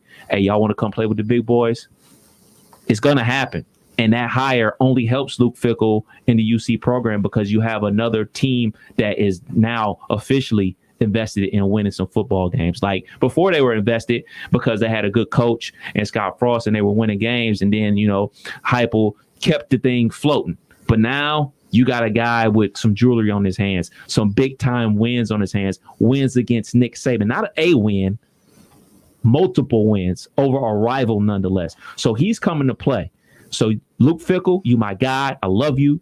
You're a Buckeye. I root for you guys big time. You guys got to come to play because I'm not saying last year was a cakewalk, but with Memphis taking a step back, that was a team that you had to get over. With Tulsa, you got over them. UCF with Malzahn, he's here. He's coming to play. So this is y'all opportunity. Both of them. Forget UC and UCF. This is y'all opportunity to get to the Power 5 to say, all right, no more being left out. No more being number 5 all season and then getting dropped down a couple spots because we didn't play the game. Once you're in the Power 5, you went out, you're in. So UCF, let's play some football, baby. Yeah, and the thing is, and I'm hearing a lot of, UCF, don't get comfortable. This is a guy that took a major pay cut to come here. First of all, he didn't take a major pay cut. He was unemployed. He actually made money. You're unemployed. Also got $16 million not to coach. 21. Oh, it was a $21 million. That's what I have in my notes right here. That's where I was kind of headed with that is that. What is it? So Luke Fickell is making $3.4 million a year. Gus Malzahn just signed on with this with UCF for an $11.5 million 5-year contract. So he's going to be making about $2.5 million a year over the next 5 years. But keep in mind, you're right. So when people say, I don't feel bad for Gus Malzahn's apparent pay cut because the dude had a $21 million buyout. He got one lump sum. And by the way, it shouldn't say lump sum. I don't know how is that like distributed over a couple of years? Is it like I don't have $22 million just laying in my bank account. What's the contract in baseball every year? The one day where he's getting paid. So he's like, for Bobby Bonilla. Yeah. So is this going to be like, Gus Malzahn day every year? They're giving him something to this $21 million. But no, seriously, this guy's making $2.5 million a season to coach at UCF. But when you want to talk about the pay cut, he was making $7.5 million or $7 million even a year. He was making $7 million a year at Auburn. Gets fired. Gets the $21 million buyout. So what? 21 divided by 5. I mean, we're talking. He's technically making about the same. If you divide that up over the next 5 years, on top of the $2.5 million he's making per year, plus all the incentives, The dude's set. He's fine. Again, I don't care about. I don't feel bad for any of these guys, by the way. Oh, he only makes $2.5 million. I feel bad for him, but I love this deal because it's just going to add that. I love coaching matchups. I love those head-to-head coaching matchups. Gus Malzahn versus Luke Fickell every year. I'm gonna circle that. But you're right. I didn't even think about that. I was thinking about it from the American Conference standpoint. But big picture, this sets up the exit strategy for both of these programs. I'm sure the American Conference, they're going to love this for as long as they can. They're going to take advantage of this as long as they can. UCF, is this a springboard job for him, though? It's always a springboard I think it's a springboard conference job. I don't think I'm not saying he wouldn't take a bigger job, but I think the money will come. If you could be what leapfrogs this team out of the American to what you talked about, the Big 12, I think it's a conference leapfrog job. I don't know if it's, him looking for a bigger job elsewhere. This is kind of a fun challenge.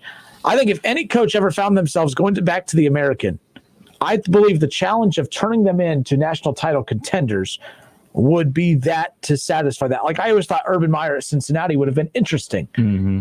It would have been interesting. I don't know if it would have happened, but it would have been interesting from the mega competitive standpoint that these guys have. Like, I think it would be interesting. But Gus Malzahn, I don't know. 457-946 I'm curious from you listeners. Gus Malzahn at UCF, the chances of him being there 5 years from now is what? Does Gus Malzahn finish out his 5-year contract, Kev? For what is 2021? Is he going to be the head coach in 2026? And keep in mind, coincidentally, look at the contract's very funny. Luke Fickell is signed till 2026. Mm-hmm. They didn't do a 3-year deal with Gus Malzahn. They didn't do a 4. They did a 5. His contract's up in 2026 as well. So both of these cats are going to be at their schools, at least contractually through that time. But as you know, anything can change. They could take a job elsewhere. I just hope Luke Fickell sticks around a little longer because that makes this more enticing. Yeah, the easy thing for me to say is Gus Malzahn goes into the American and is very competitive, and these epic games versus UC and everything like that, and then in 2 or 3 years he goes and takes the job at his alma mater, Arkansas. Like that's the easy play. He's a SEC guy, yada yada yada, all that good stuff. But like that's the easy play for him to go back to his alma mater. What other SEC job is out there for him to take? I don't know. If it goes the way he wants, but I'm just pumped up about this, man. And when I saw it come down, I was hyped because this screams matchup. This screams matchup with UC, and this screams people saying like, "Oh, okay, well, we know Gus Malzahn can coach." UC beat UCF by 2 touchdowns. Okay, give them another feather in their cap. So that's what excites me about this, the potential of a great game, and it excites me for the potential that UC will start getting some more love. It's the Justin Kinner Show with Kev Nash on 1410 ESPN Radio. ESPN 1410 Wing AM weather. This afternoon will be mostly cloudy, a high near 22. Tonight's going to be cloudy with a chance of snow, a low around 18. And tomorrow will be cloudy with snow, a high near 30. I'm Pete Spivak for 1410 ESPN Radio. Weather is brought to you by Cullet Propane. 98% of their customers recommend Cullet. If you wouldn't recommend your current supplier, check them out at culletpropane.com. For the ones who know safety isn't a catchphrase, it's a culture. And the ones who help make sure everyone makes it home safe. For the safety-minded who watch everyone's backs, Grainger offers supplies and solutions for every industry, as well as safety assessments and training to keep your facilities safe and your people safer. Call, click Grainger.com, or just stop by. Grainger, for the ones who get it done. I have 2 dogs, Sam and Bailey. Both are golden retrievers. Poor Sam, he was a mess. Always itching. His paws were soaking wet all day from just constant licking. He had bald spots on his back. I just don't like putting shots and steroids into your dog all the time. DINOVITE.com. Dinovite is nutrition. Probably 2 weeks after he started Dinovite, I started seeing great improvements. And today, 99% of his issues issues are non-existent. It's amazing stuff. Since Bailey has been 12 weeks old, he's been a Dynovite dog, and he has 0 issues today. He won't eat his food without Dynovite. When I get out the Dynovite, my dogs actually salivate, like I'm getting them a treat. They drool over it. Dynovite is the best thing you can do for your dog. You won't believe how happy your dog will be. I get my Dynovite from DINOVITE.com. Listening to this Allstate commercial about savings might be the hardest thing about getting those savings. Save for simply becoming an Allstate customer. Save more for adding DriveWise. And save even more for driving safely. Visit Allstate.com or contact your local agent for a quote today. Allstate. Minimum effort, maximum reward. Not available in every state. New customer savings based on early signing discount. DriveWise is an optional feature. Savings vary based on how you buy. Subject to terms and conditions. Allstate Fire and Casualty Insurance Company and affiliates. Smoothbrook, Illinois. Did you know that feeling sluggish or weighed down could be signs that your digestive system isn't working at its best? But taking Metamucil every day can help. Metamucil supports your daily digestive health using a special plant-based fiber called psyllium. Psyllium works by forming a gel in your digestive system to trap and remove the waste that weighs you down. Start feeling lighter and more energetic by taking Metamucil every day. Did you know that Metamucil is available in packets, capsules, and fiber thins? Buy them today at Walmart and Walmart.com. The IRS doesn't mess around. If they want your money, they'll take it. They can take your paycheck and bank accounts too, even threaten your home or business. Don't take on the IRS alone. If you owe back taxes, the smartest thing you can do is call Optima Tax Relief. The experts at Optima specialize in a powerful IRS tax assistance program called the Fresh Start Initiative. And their clients that qualify are saving thousands, even tens of thousands. One call starts the process to stop the demand letters, stop aggressive collection actions, and stop the IRS from targeting you. But don't delay. It's important to act now while you still have options. Optima is A+ rated with the Better Business Bureau. Optima has already resolved over $1 billion of tax debt for their clients. Get your life back. For tax help you need, for tax help you can trust, call Optima now for your free consultation. Call 800-343-6460. 800-343-6460. 800-343-6460. Optima Tax Relief. Some restrictions apply. For complete details, please visit OptimaTaxRelief.com. The Montgomery County Veterans Service Commission is here to assist veterans during this COVID-19 pandemic. Even though we are not meeting face-to-face, we are here for you. We understand it is a difficult time with this virus threat and the strain of implementing social distancing. For those Montgomery County veterans who have lost their source of income due to their employers having to close or reduce their business hours due to the COVID-19 pandemic, you may be eligible for COVID-19 Special Financial Relief Assistance. Please contact the Montgomery County Veterans Service Commission at 937-225-4801 Monday through Friday for more information or to have an application sent to you. You can also visit mcvsc.org. The Montgomery County Veterans Service Commission is here to help Montgomery County veterans during the COVID-19 crisis. Call 937-225-4801 Monday through Friday or visit them online at mcvsc.org. Attention Class A CDL drivers. Looking to be more than just a number? Yoel Transportation in Dayton is looking for drivers with at least 1.5 years experience. Yoel has open positions for no-tarp flatbed drivers and no-touch regional or local van drivers. Yoel is ELD compliant and offers 401k with match, medical, dental, vision, holiday pay, vacation, safety bonuses, and now has a rider policy. Call Rick or Joe at 937-294-5933 and ask about the $5,000 sign-on bonus today. Are you drowning in IRS debt? There's a team of tax professionals who specialize in helping taxpayers just like you. Get ready to take down this number to take advantage of all the new IRS tax forgiveness programs. This is Sean, a truck driver from Alabama. Prior to calling Allied Tax Relief, I was in big trouble. I owed the IRS $42,000 and my wages were about to get garnished. Allied Tax Relief was amazing. They put a stop to my garnishment and they were able to resolve all my tax issues with the IRS. You guys saved my life. Call Allied Tax Relief now, 800-489-4408, and speak to a qualified professional who can protect you from all the added fees and negotiate your tax debt. Allied Tax Relief can open new doors with the IRS Fresh Start program that is available now. The consultation is free. The information is free. This call could save you thousands, tens of thousands. Don't hesitate. Call today. 800-489-4408. That's 800-489-4408. Staples has everything you need to start the year right, like home office furniture, the latest tech and organizational supplies, and all at amazing prices. Get a fresh start this year with big savings from Staples. Hey everybody, it's Stephen A. Smith, and everyone knows my feelings on Cowboys fans. But really, Justin Kenner, you're a Cowboys fan and a Browns fan? Good Lord have mercy. I don't know what the hell to do with y'all. I really don't. It's the Justin Kenner Show with Kev Nash. Weekdays from 3 to 6 p.m. on 1410 ESPN Radio. On Twitter, make sure to give us a follow. Search 1410 Kenner for Justin Kenner on Twitter. That's 1410 KINNER and ESPN Dayton for the station Twitter handle.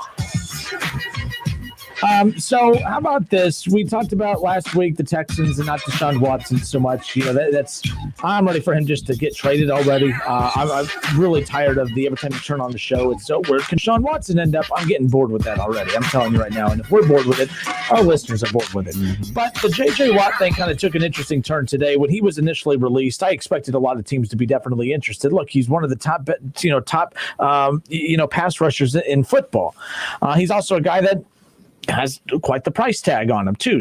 He was supposed to make $17 million this past season with the Texans. Okay. Now I knew there was going to be a lot of interest. A lot of teams out there need pass rushers. It's essential. You need good lockdown secondary guys and you need pass rushers. Teams are forgoing good linebackers more times than not. Like if you're going to, if you're going to pick where you want to distribute a lot of your money, you're going to take weaker linebackers and have dominant pass rushers and a good secondary, right? You're going to pick those more than others. So I figured he was going to be of high value, especially when you start looking at the draft coming up. There is no Nick Bosa. There is no Chase Young. There is no, Like there is no elite pass rusher. Ohio State failed this year, apparently, right? No, I'm joking. Like they had 4 of the last 5 defensive rookie of the years. Yeah. I mean, they know how to put them in the league. I tell you that much. But there is no defensive threats like that on the defensive line in this draft. It's very weak as far as that goes. So that's going to up the value of these free agent guys even more.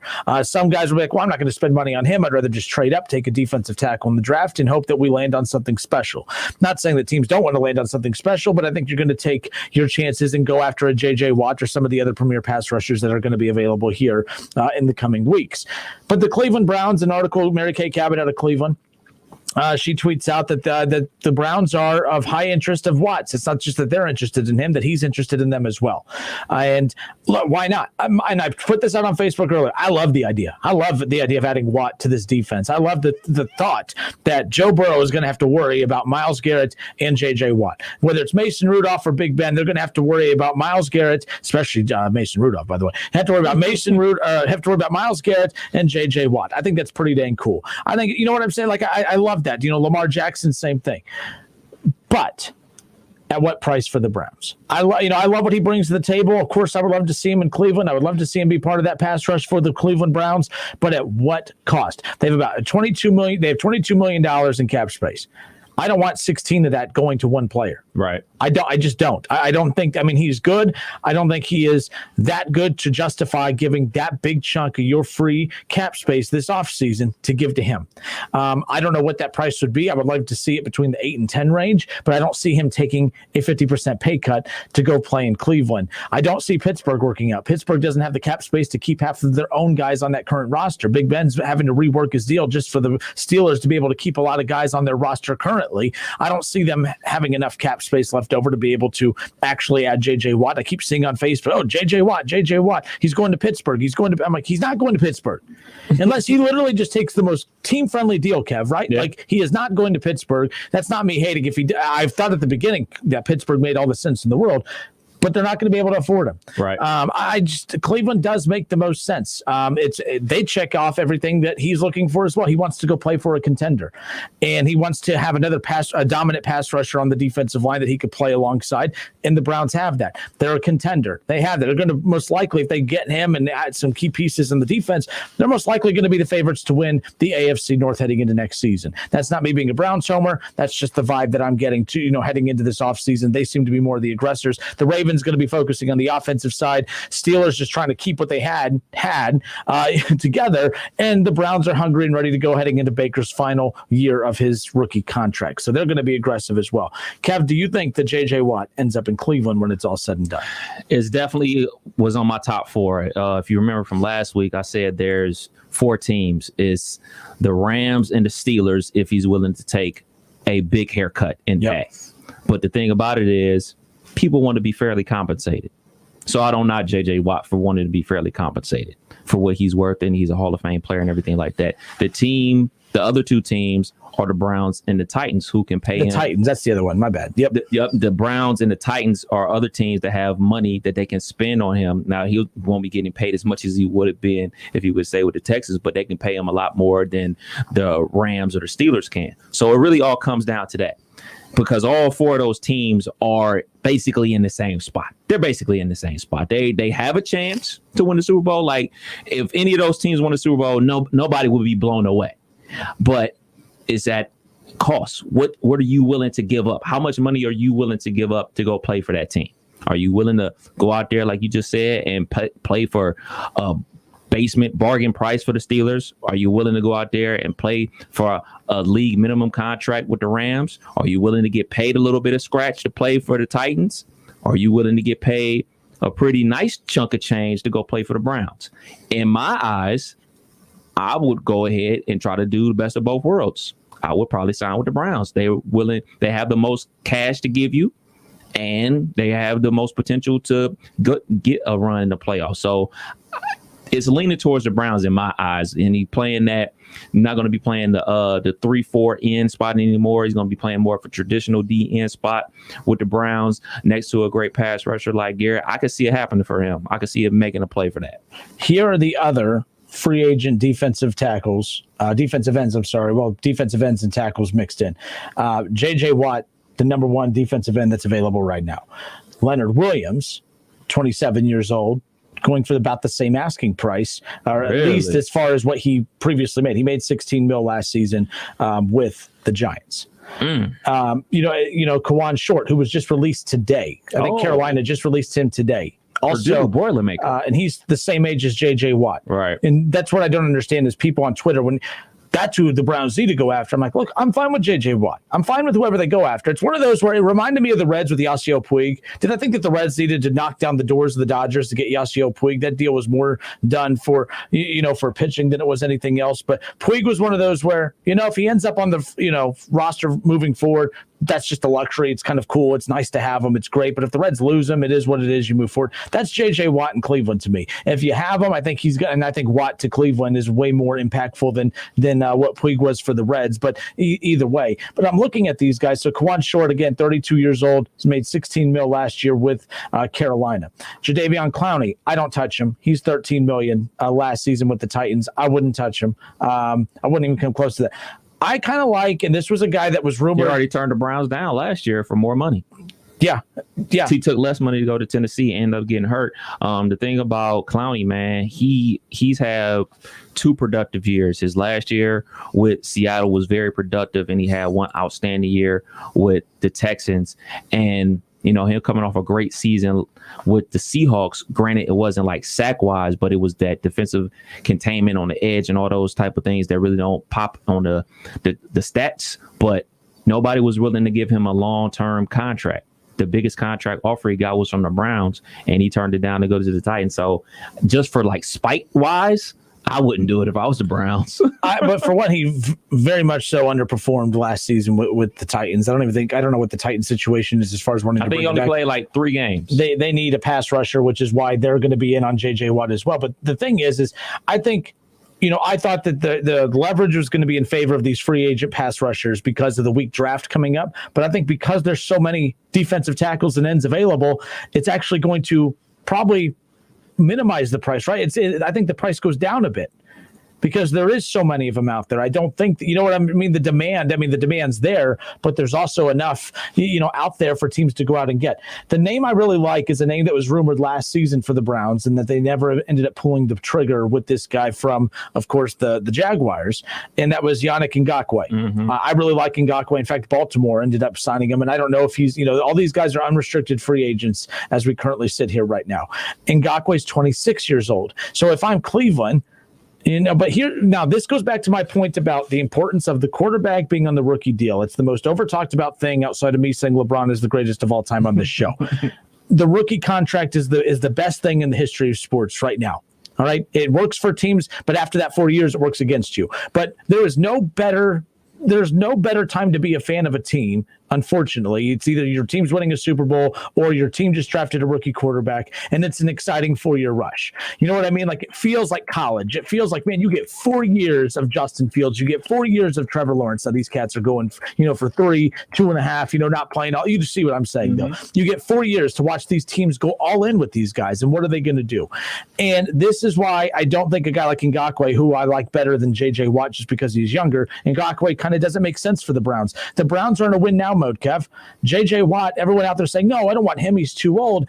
I like J.J. Watt for the reason of you're not bringing in someone young that's trying to, learn anything like that. He's a veteran. You know what you get with him. He played all 16 games last year for Houston. Okay, he's one of the top. I think he had one of the best efficiency years of all pass rushers last year in the National Football League, according to Pro Football Focus.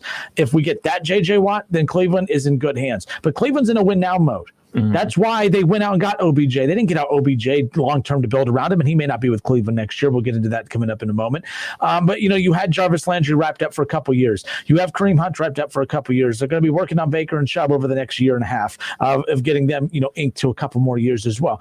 The time to win is now, because here in about a year, Kev, they're not going to have this cap space to be able to go out and plug these holes. So this is why, if I'm the Browns, I guess I do go all in on J.J. Watt. But of my 22 million available in cap space, I don't give more than half to him, though. But I'm looking at, Leonard Williams, Kawan Short, Jadeveon Clowney, Justin Houston's even available, defensive end from the Colts. But the Colts most likely are going to give him what he wants. I mean, I read today that they're going to, make sure they work that out with him. I mean, Tyrone Crawford and Ndamukong Suh, he's going to 34 years old. He's the oldest of this bunch. Mm-hmm. He's going to stay, with obviously the Bucs. So Trent Murphy, Solomon Thomas, Daquan Jones. I mean, the list goes on and on. There's some really good pass rushers available. I love this free agent class right now for pass rushers. Cleveland needs one. I just wish they would have acquired one through a trade last year, like not Ndamukong Suh. Ngakoue from the Jags. I would have really liked them to do that. But let's say they add J.J. Watt. What does that mean? Now, what does that mean? I don't know how much better their defense is. They have 2 elite pass rushers now. Like, let's be honest. I mean, I didn't think that their D-line was the problem last year. Yeah, that's what I was about to say. Right? I'm not necessarily sold that J.J. Watt makes them that much better. I would think that the play with them in free agency would be linebacker, and preferably inside linebacker, someone that can cover the middle of the field and dropping those deep zones and everything like that. They got a pass rush, and Claiborne was good on the other side of Myles Garrett this past season. So J.J. Watt going there is, adding as a Hall of Famer to your team, it can only make you better, but I'm just not sure if it's going to make you that much better. They already won 11 games last season during the regular season. So, the addition of J.J. Watt, that's not going to say, oh, man, now they're going to win 13 games. I like that veteran presence in the locker room, too. This roster's relatively young. Yeah, that goes a long way. That goes a long way. But I think a lot of that also with the Browns, you saw a lot of maturity from that team, and a lot of that maturity came from the head coach. So I think the guys on the Browns team are buying in what the coach is selling. And when you have a coach like that that's selling something and the guys are buying in, I don't necessarily believe that you need to have veteran leadership, because the leadership is already coming from the head guy, the coach. So I just don't necessarily believe that he makes them that much better. Like, all right, bang, he's a piece that they've been missing to get them over the hump. He's not, because it's the linebacking core that messed them up this season. I agree. And I know that a lot of people are like, no, it's the secondary. Well, the linebackers play a big role in secondary. This ain't backyard football where it's just straight man to man all the time. Like it's a lot of man to man with a ton of zone concepts with it, and those linebackers play a big chunk in that. I mean, the biggest hole on that team was the linebacking core. I mean, I know Goodson had a good year, rocking number 93 and everything like that, but the guys beside him, Mack Wilson didn't have a good year. Everybody expected him to have a breakout second year player out of Alabama. He didn't. So do you go to the draft and try to find somebody in the draft? You could do that. Or do you find the best free agent available and give them a lot of money and plug that spot? Yeah, and keep in mind, and like they're going to get some guys back. I mean, the Delpit, the guy from LSU. But again, when Browns fans say that, it drives me nuts. We have no clue who he is. Facts. And I'm going to stay consistent here. I'm not going to do that whole, like I got mad at Bengals fans about Jonah Williams. Remember, like everyone's like, oh, that's fine. They're going to have Jonah Williams. I'm like, he's nothing to me because you haven't seen him. Now, Bengals fans, I'm talking about rewinding to the beginning of last season when everyone was telling me everything was going to be okay because Jonah Williams is back. I'm like, but who is Jonah Williams? You don't know who he is. In Delpit, I don't know who he is.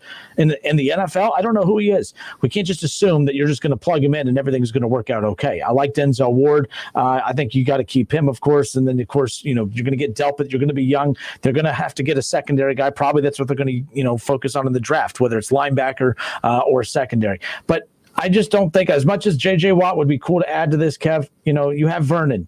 You had Sheldon Richardson. You had some other guy, I'm Claiborne, and you talked about him.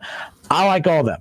I don't think that was the problem for them last year. Could you upgrade? Yeah. But why? You only upgrade if you have some of your other ducks in line. And I don't think you have enough ducks in order as far as the defense goes for the Cleveland Browns. Listen, stream, watch. It's the Justin Kinner Show with Kev Nash right here on Dayton's ESPN Radio, 1410 Wing AM.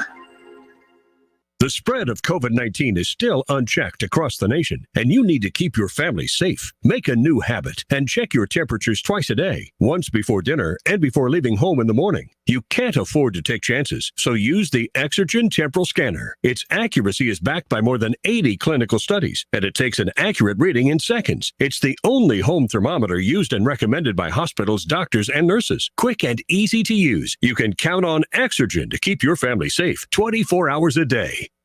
I'm Terry Krupp of Laird's Tax and Accounting. We are excited to announce we are open and here to help with your tax preparation needs. We offer multiple options, both convenient and safe. You can drop off your tax return, upload it to our secure website, or call for an appointment. We have 5 locations in the Miami Valley and 1 in Columbus to serve you. No matter the situation, we're confident we can do the job right. Visit Laird'sTax.com or call 937-325-6571. Laird's Tax and Accounting, here for you to ensure continued confidence in your tax return. I struggled with symptoms like frequent gas and stomach pain for years. I was bloated all the time with daily diarrhea. At first, I thought it was what I was eating. I kept thinking it was stomach issues. So I did my research and talked to my doctor, and we finally uncovered the truth. It was actually EPI.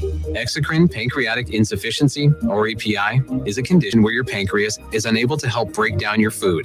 It can lead to symptoms like diarrhea, gas, bloating, stomach pain, unexplained weight loss, and oily stools. And EPI symptoms can be confused with those of other common digestive conditions like irritable bowel syndrome, Crohn's, and celiac disease. So getting to the right diagnosis meant being more open with my doctor about the severity of my symptoms and how often they were happening. But there's good news. EPI is manageable, so don't wait any longer. Use the symptom checker at identifyepi.com and schedule a visit or call with your doctor to ask, could I have EPI? Sponsored by AbbVie. The Western Ohio Home Builders Association and 84 Lumber invite you to the Miami County Home and Garden Show, February 19th through the 21st at Hobart Arena in Troy. Your favorite home improvement specialists and landscape designers all under one roof. If this is your year to upgrade your home's interior or exterior, you do not want to miss this show. Local experts will be on hand to discuss your home improvement project. The Miami County Home and Garden Show, February 19th through February 21st at Hobart Arena in Troy. Online at MiamiCountyHomeshow.com.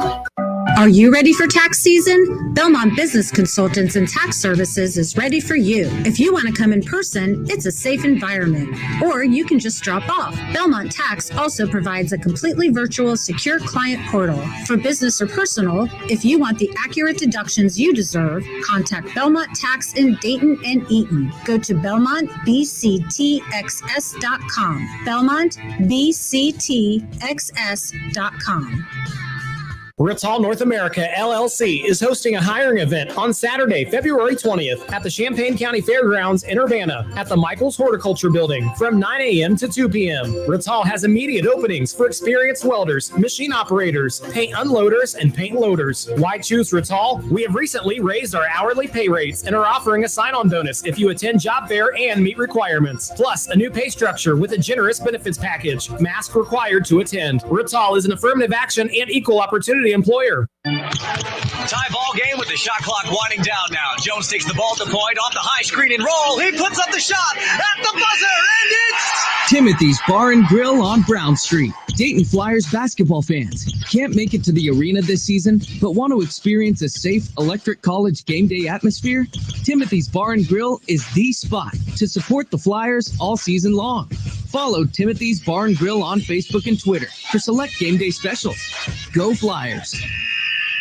Listen to this radio station on the radio.com app. Connect with your favorite radio shows through contests, social media, and podcasts. Create custom alarms with your favorite radio stations, all free with the radio.com app.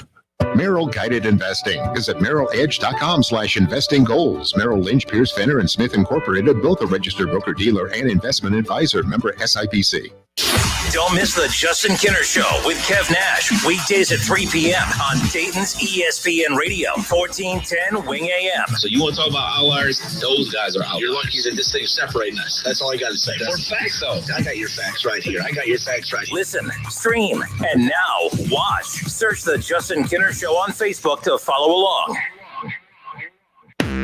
Whether you're at home, at work, or in your car, tune in to ESPN 1410 Wing AM or stream us live at wingam.com. There's a lot of people out there that feel like not only are you playing Rookie mistake.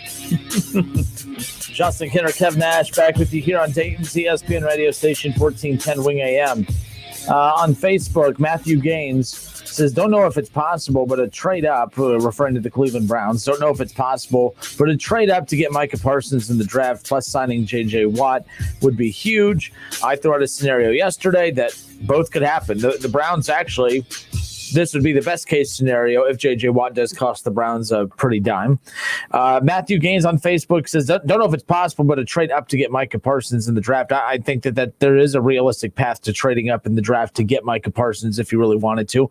Every mock draft that comes out, surprisingly, has Micah Parsons dropping out of the top 10 because of the quarterbacks that are in this draft, because of the elite wide receivers and the offense. I mean, this draft is rich in quarterbacks, wide receivers, and offensive linemen.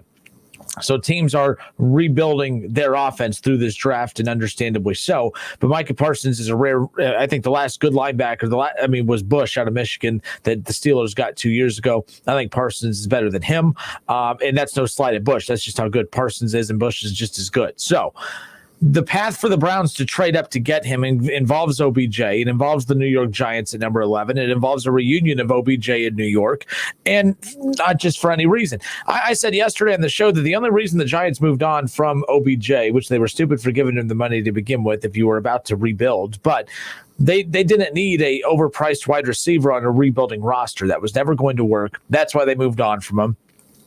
And here we are. Now is a different story. Daniel Jones is heading into year 3. You have Saquon Barkley. You need an elite wide receiver.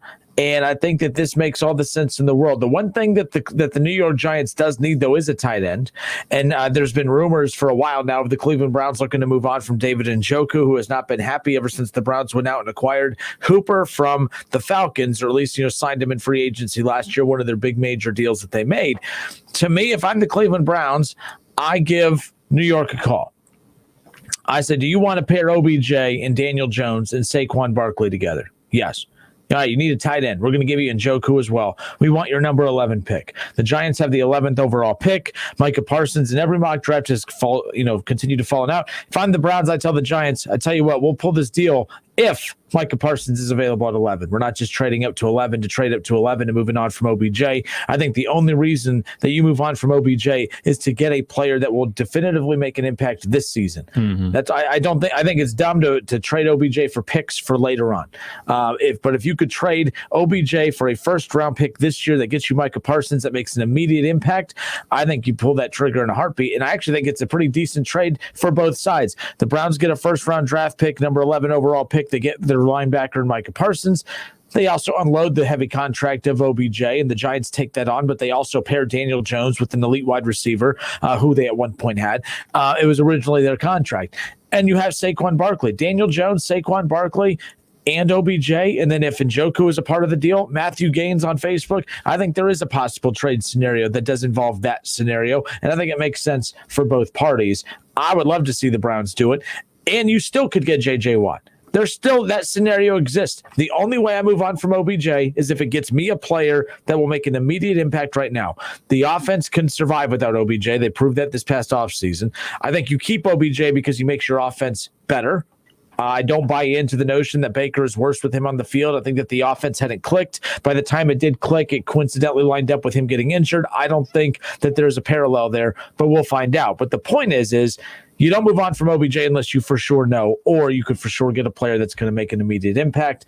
So that's a long answer for a simple question. Is there a path to trade up? I think that's it right there. Njoku, the tight end, OBJ to the Giants for number 11 pick, first round draft this coming up season, get Micah Parsons and sign J.J. Watt. Your defense has immediately improved overnight. What do you make of the J.J. Watt talk to the Buffalo Bills? I mean, there's talk of him going so many places. He fits. I mean, every team needs a pass rusher, right? But what every team needs an initial pass. There's a lot of teams that need an initial pass rusher, and then there's teams like the Browns who I think are intriguing to J.J. Watt because, hey, we need you to come here because, man, think of the damage you could do playing alongside Myles Garrett. And not just playing on the opposite side, playing them side by side on the same side, letting him blitz on the inside while a lot of the double team coverage goes to Myles Garrett on the outside. I mean, you can get really creative with how you use them. And I think that J.J. Watt knows that as well. I think that there's a very creative way that the Browns can use both of them, and they would have one of the best, if not the best, 1-2 tandems of pass rushers in the National Football League. And I look at the NFL draft. There's 3 linebackers out there for me. Obviously, Micah Parsons, Jeremiah. I can't pronounce his last name, from Notre Dame. He's a beast as well. And then the kid from Tulsa that everybody's talking about. Not going to sit here and act like I've ever seen. That's who they have the Browns taking in the mock draft. That's who the Browns are taking with the 28th or whatever, their 28th or 30th, whatever pick they have, Kev. That's who they have the Browns taking as the kid out of Tulsa. I really like the kid from Notre Dame. Jeremiah, can't pronounce your last name. Sorry. We seen him ball out against Clemson. Matter of fact, he actually still had a good game in that second Clemson game, unlike the Notre Dame offense. But he's an impact player. He's a big hitter. Micah Parsons is a big hitter. I just think that you can also get guys like that, like the guy that they have the Browns taking in the mock draft that none of us have seen play football before. From all accounts, is a good football player. I think you can get those type of impact guys that you haven't heard of in the back end of the first round and early second round. I don't think that you only find impact players in the first round. I think that's a misnomer. I think you can find impact players on your team and turn into stars and starters on your team, and you're in the first 3 rounds. I think if you're picking guys, obviously in the first 2 rounds, you expect them to be starters. It's up to your scouting department to find those hidden gems, like in the 3rd, 4th, and 5th rounds, like the Los Angeles Rams do. True, but Micah Parsons is a special talent. For sure. For sure. He's the only defensive talent in this draft that I move up to get if I'm the Browns. That's the only way. That's why I'm saying they call the Giants. We'll send you OBJ and Njoku for the number 11 pick. It's a win-win for both sides. I want the 11th pick if Micah Parsons is still there. If Micah Parsons isn't available, deal's off the table, and we just go back to what we originally had. So to play devil's advocate from the Giants side, man, you got to think about that injury, though. That injury's got to be top of mind. And they also have history with OBJ. And when he was there, his back half of his career with the Giants, he had injury issues. So like, I know we always look at not draft, but trades and say like, break things down like player for player. But that injury bug that has seemed to bite OBJ this past season and during his time with the Giants, and he was banged up last year. I think that's kind of like a red flag would be a red flag for me if I was the Giants making that trade. I would be like, look, man, he's making a lot of money. He was banged up his first year, which hampered his performance. He just coming off a real serious injury now. He had a serious injury when he was with us the first time. I would be a little weary of that if I was the Giants. 457-9464. That's the number to call in. And as far as the injury concern is concerned, I'm not saying that you don't consider it, but look, if Tampa Bay is willing to take a chance on them, I think the Giants could take a chance on them. I mean, eventually, to be honest, I mean, the Giants right now, that NFC least division is ripe for the taking. And that's the kind of move that could be the difference in being the one team, missing the playoffs and making the playoffs and winning that weak division. I think that if I'm the Giants, you got to be aggressive. Just settling is not going to get the job done. Being aggressive and pairing OBJ with him, I think makes a lot of sense. 457-9464. Let's go to Cooper. Cooper, thanks for holding, man. How are you? Okay, my name's Cliff. Hey, Kev, you got Cliff and Cooper, not even close. Yeah, Cliff and Cooper. Yeah. My thing is that sometimes you get gems out of the later round, and sometimes you get them out of the Division II schools, and what's the name of the schools that the one NFL players coaching now, the HB something, whatever they call them. HBCU, Deion Sanders. Yeah, you get a lot of them good players out of them conferences. But at one time it was a rumor that Cincinnati's coach, the black guy, what was his name? I can't think of his name right now. You talking about Marvin Lewis? Marvin Lewis. There was a rumor. I know you were talking about Zach Taylor because he's as white as me. Right. But Marvin Lewis, he refused to go and scout those Division II teams and stuff like that. So I think you get gems out of them. What do you think about that? Thank you. And thank you for the call. Look, I know we like to think. I think we give too much credit to the organizations that scout and find these gems. I think a lot of this is luck. And any former player you talk to, I mean, even Keith Byers will tell you, a lot of this is luck. You have no clue. You can sit there and point out what's talent in college and what you think will translate to the NFL, and it doesn't. There are some guys that get lucky with it and others that don't. But if you think that if I'm running a team, I'm going to take a chance and put all of my efforts into, we're just got to find that diamond in the rough. That's not a strategy. That's called hope. I'm not. Some are more visible than others, but to me, if your whole goal is to build a team off of, Division II team players and the smaller school players, not saying it can't be done, but those GMs are hoping. When you're taking those guys, you're hoping. And I just don't think that that's a strategy. Hoping is not a strategy to me. I don't view it as hoping. I view it as you're doing your due diligence. You scout the players. If a player skill set pops out on tape, then you do more research on that player. It doesn't really matter where they play football at, as we see with tons of prospects that's coming to the NFL. Like, just because we haven't seen Zach Wilson play doesn't mean anything. The scouts have seen him play. They're watching this tape. They're rewinding it back and forth. We look at a guy like Cooper Kupp. He played at Eastern Washington. Never seen him play a down of football in my life, but he balls in the NFL. So somebody at the Los Angeles Rams was doing their part. They're lucky. They didn't know. They're watching film. Stop it. There's plenty of film of guys at the Power 5 level that look good on film, and they end up being bust. There's no way. It's all luck. That is not luck. Nothing but luck. That is not luck. You do your due diligence. It's not Andrew luck, but it's luck. It is absolutely not luck. You do your due diligence. Then they fail a lot. What about all the bodies that don't succeed? Ton of failure. There's obviously more failure in the NFL. But they look at those guys. They look at the guys that failed the same way they look at the guys that succeeded. It is luck. Every guy that they draft, and they sit in a room like that. Man, this kid's gonna be good. You see the way. I don't even know football talk. Whatever the hell it is that they say in their little room. Man, this is why we should draft this kid. They say that about all 25 million guys that they draft. And then the ones that work out, great, but they were just as excited about the ones that didn't work out on the day that they drafted them. But then the ones that worked out, they look like geniuses. It's all luck. There's no way. So the ones that didn't work out, are they failures then? Yes.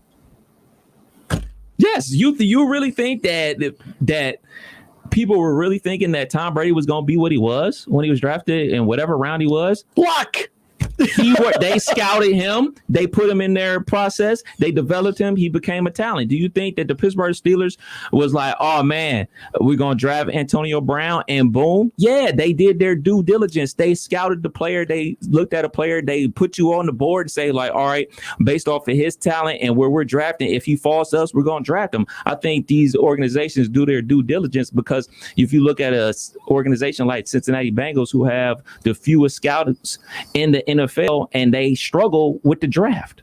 You got to have your guys doing due diligence and doing their job, scouting players and finding players. I'm not saying they're going out to whatever state university and like, oh, man, let's see what you guys got. I think they get this pack of film and they watch a pack of film. And if a guy jumps out, all right, they put him on their board and they do their due diligence by not only looking at their more tape of that player, they also invite them to do the interviews and they look at everything that they do in the NFL scouting combine. I just don't think it's as simple as like, all right, we look at Bobby Jones. OK, he goes to Ohio State. We're going to draft him. No, I think that's stupid. I think if you just drafting somebody just because they go to this quote unquote powerhouse football factory and you don't do your due diligence, you're stupid. What does due diligence mean? The same you're talking about the same due diligence that they put into the players that don't work out. The same due diligence that they put into the players that work out. What I'm saying, the due diligence, the same due diligence to the players that did it. The due diligence is looking at the player as opposed to just bypassing him because of the place he went to school and the place he played football. The due diligence is looking at him and actually giving him an opportunity, not just basing it off,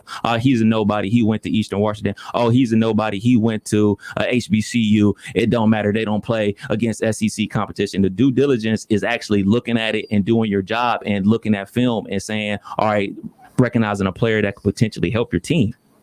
And again, every player they draft, they feel is going to help their team, and one probably hits. And then, I mean, that's like baseball. That's like Billy Hamilton batting average stuff right there. I mean, it's unbelievable. It's unbelievable. All right, it's the Justin Kinder Show with Kev Nash. The draft is locked. He's locked and loaded. He's ready. He's getting ready for the next conversation we about to have. Sean He's Bowen already said, amped up. Never heard the term due diligence so many times. Due diligence. Take a shot. No, it's a phrase that teams use to justify when they suck and they don't do know your what job. to pick. Do your job. Is that better? I hate. So how do you think these teams should find their draft prospects? I just watch the games on TV. Like, oh man, look at the guys at Ohio State. Look at the guys at Michigan. Look at this guy. Look at this guy. Look at man, he runs real fast. I never said that you should only pick from there. All I'm saying is that if a team out there literally says, you know what, we're not going to go the Power 5 route. There's just as many good players. I don't think anybody says that. I don't think anybody. But if they do their due diligence, they'll be able to find enough at the absolutely.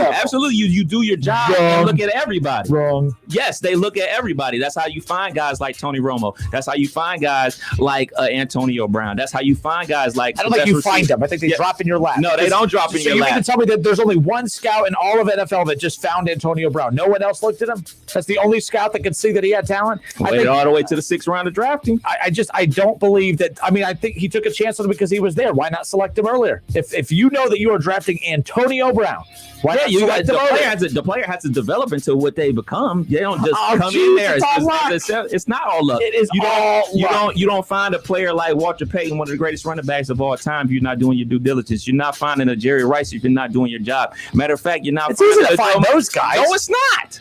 No, it's not. Bullshit stuff. I mean, it is too. Those guys stand out in college. They stood out right in the NFL. You're not. They're doing their job by trying to find an elite talent. Don't try to hide away from due diligence now. All right, we got to do our due diligence and hit this commercial break, and we'll head into hour number 3, where we're going to argue probably even more. Take a shot. We got to do our due diligence. We'll be back in a moment. Now we got to do the NBA stuff. It's the Justin Kinner Show with Kev Nash. Justin, you're awesome, baby. Right here on 1410 ESPN Radio. If I'm not commuting anymore, where do I really want to live?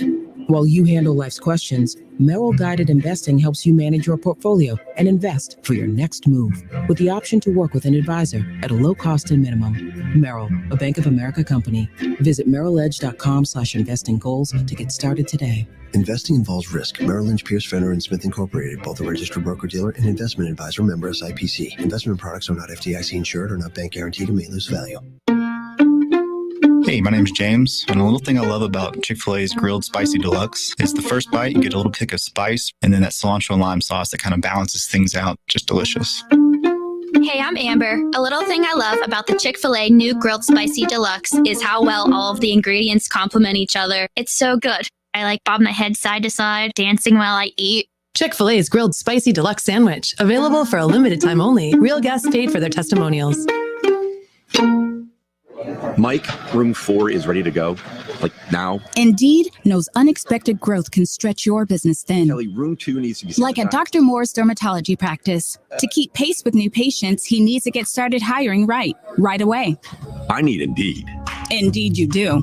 And the moment you sponsor a job on Indeed, you get a short list of quality candidates from our resume database. Visit Indeed.com/credit and get a $75 credit for your first sponsored job post. Terms and conditions apply. Roosters would like to thank all of our loyal guests and all the loyal Buckeye fans for your support this year. Because of you, we've been able to stay open and keep our award-winning team employed. Our team members go above and beyond and are dedicated to providing you and your family the safest dining experience possible while still providing a fun, casual atmosphere to relax, laugh, and enjoy our award-winning food. Roosters, the official wing sponsor of Ohio State Athletics. You have empty office space to fill or home office to create. You know what you need. You know what you'd like. But you also have a pretty good idea after you've shopped around the usual places what you need and what you like might not happen. Well, then you haven't been to Charles Larrick's Warehouse Outlet. Nobody has their selection. Nobody has their discounts. And every week there's something new. If you need office furniture, Larrick's Warehouse Outlet can sell it to you for half the price and below manufacturer's selected prices. Half price and below on hundreds of items. Selection from budget to the best. Really, desks from $50 to $5,000. Filing cabinets from $25 to $500. Before you go anywhere else, do yourself a favor and come to Larrick's Warehouse Outlet. With 25,000 square feet of selection, you're not going to go anywhere else. Larrick's Warehouse Outlet at 23 McOil Avenue, Dayton. Open Monday through Friday, 9 to 6. Larrick's, continuing the tradition. Merrill Guided Investing. Visit merrilledge.com/investing goals. Merrill Lynch, Pierce, Fenner, and Smith Incorporated, both a registered broker-dealer and investment advisor. Member SIPC. Buckeye fans, every Monday night at 6 p.m., make sure to keep it locked in right here on Dayton's home of the Ohio State Buckeyes for the Buckeye Roundtable Show. Paul Keels and the crew will bring you the biggest Buckeye headlines on the football field and on the hardwood. It's the Buckeye Roundtable Show, Monday nights at 6 p.m. on 1410 ESPN Radio. All sports, all the time. This is 1410 ESPN Radio. We are Dayton's home of the Ohio State Buckeyes. And into the end zone goes Chris Olave. KJ Hill, 6-yard touchdown catch. Right sideline and down he goes to the end zone. WING 1410 Dayton's ESPN Radio. It's the Justin Kinner Show, live here on ESPN Dayton, 1410 Wing AM. Tweet the show at 1410 Kinner or give us a call at 457-9464. We now send you to the Wing Studios in Kettering. Here's your host, Justin Kinner.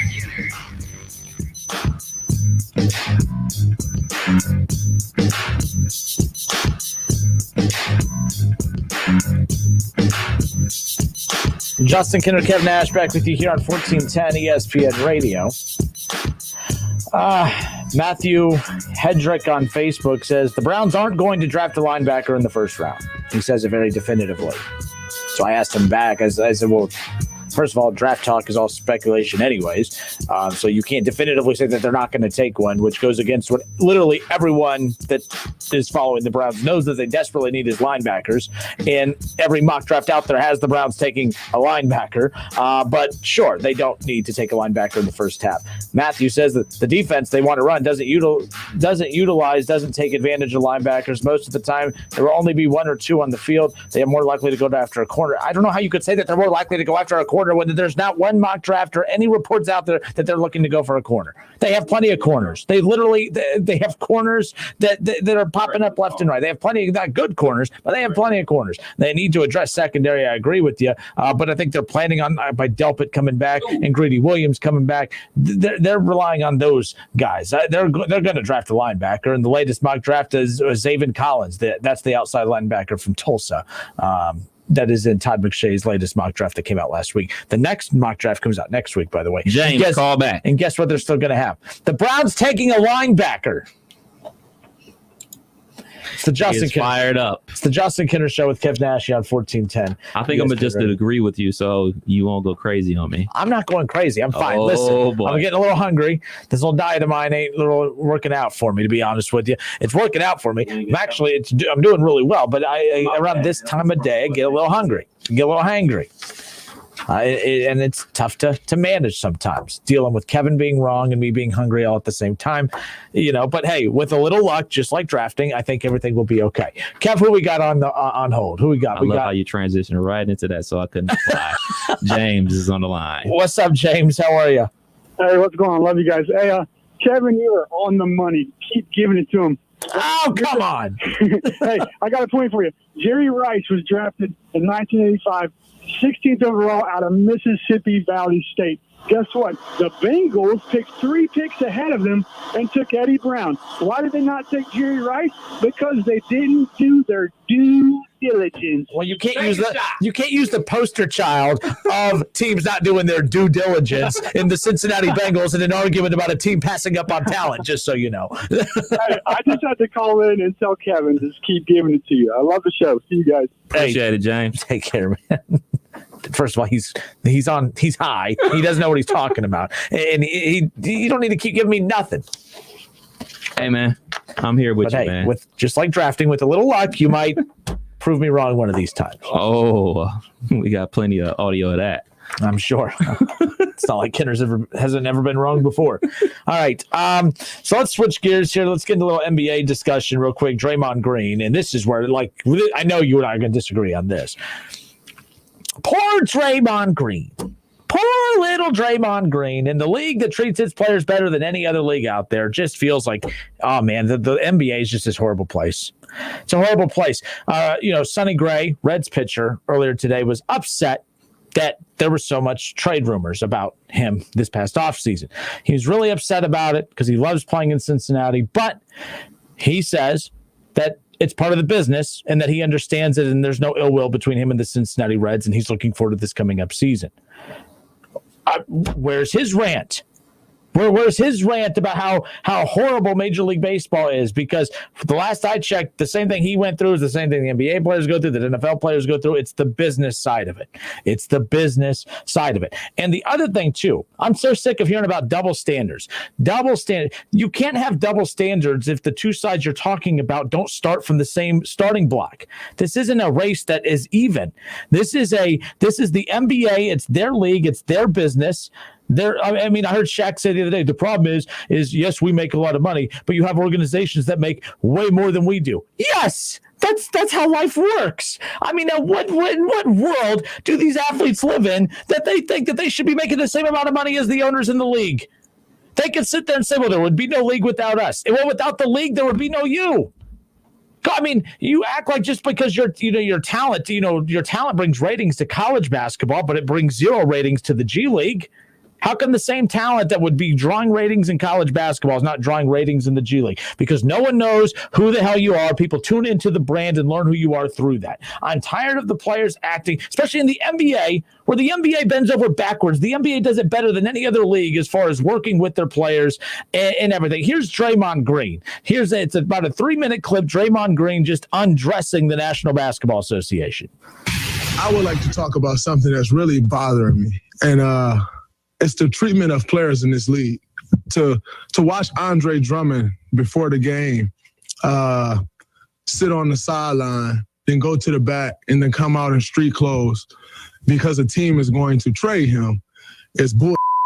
Because when James Harden asked for a trade and essentially dogged it, I don't think there was no surprise or there's no one's going to fight back that James was dogging it his last days in Houston.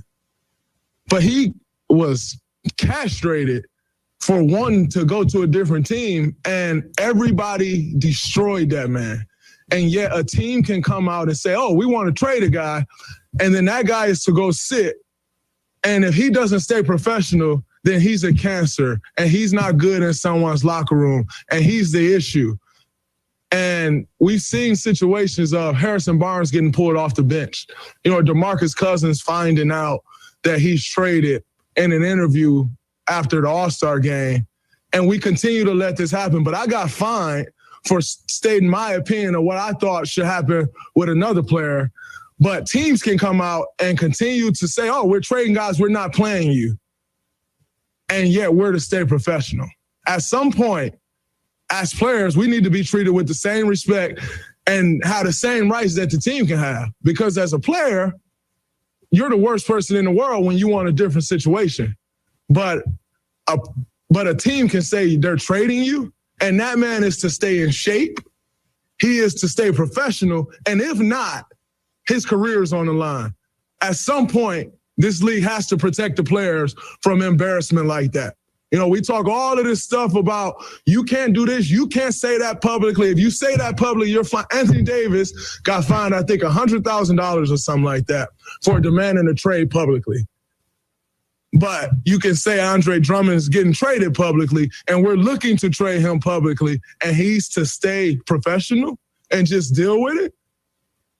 But then when Kyrie Irving say, oh, my mental health is off, everybody go crazy about that too. Do you not think that affects someone mentally? As much as we put into this game to be great, to come out here and be in shape, to produce for fans every single night, and most importantly, to help your team win, do you think that doesn't affect someone mentally? But as players, we're told to, no, you can't say that, you can't say this, but teams can. It goes along the same lines of when everyone wants to say, oh, man, that young guy can't figure it out. But no one wants to say the organization can't figure it out. At some point, the players must be respected in these situations, and it's ridiculous, and I'm sick of seeing it. Y'all have a great night. Yeah, look, there is a lot of points that he makes that I understand where he's coming from, but what I don't understand is how he is so surprised that this is the setup.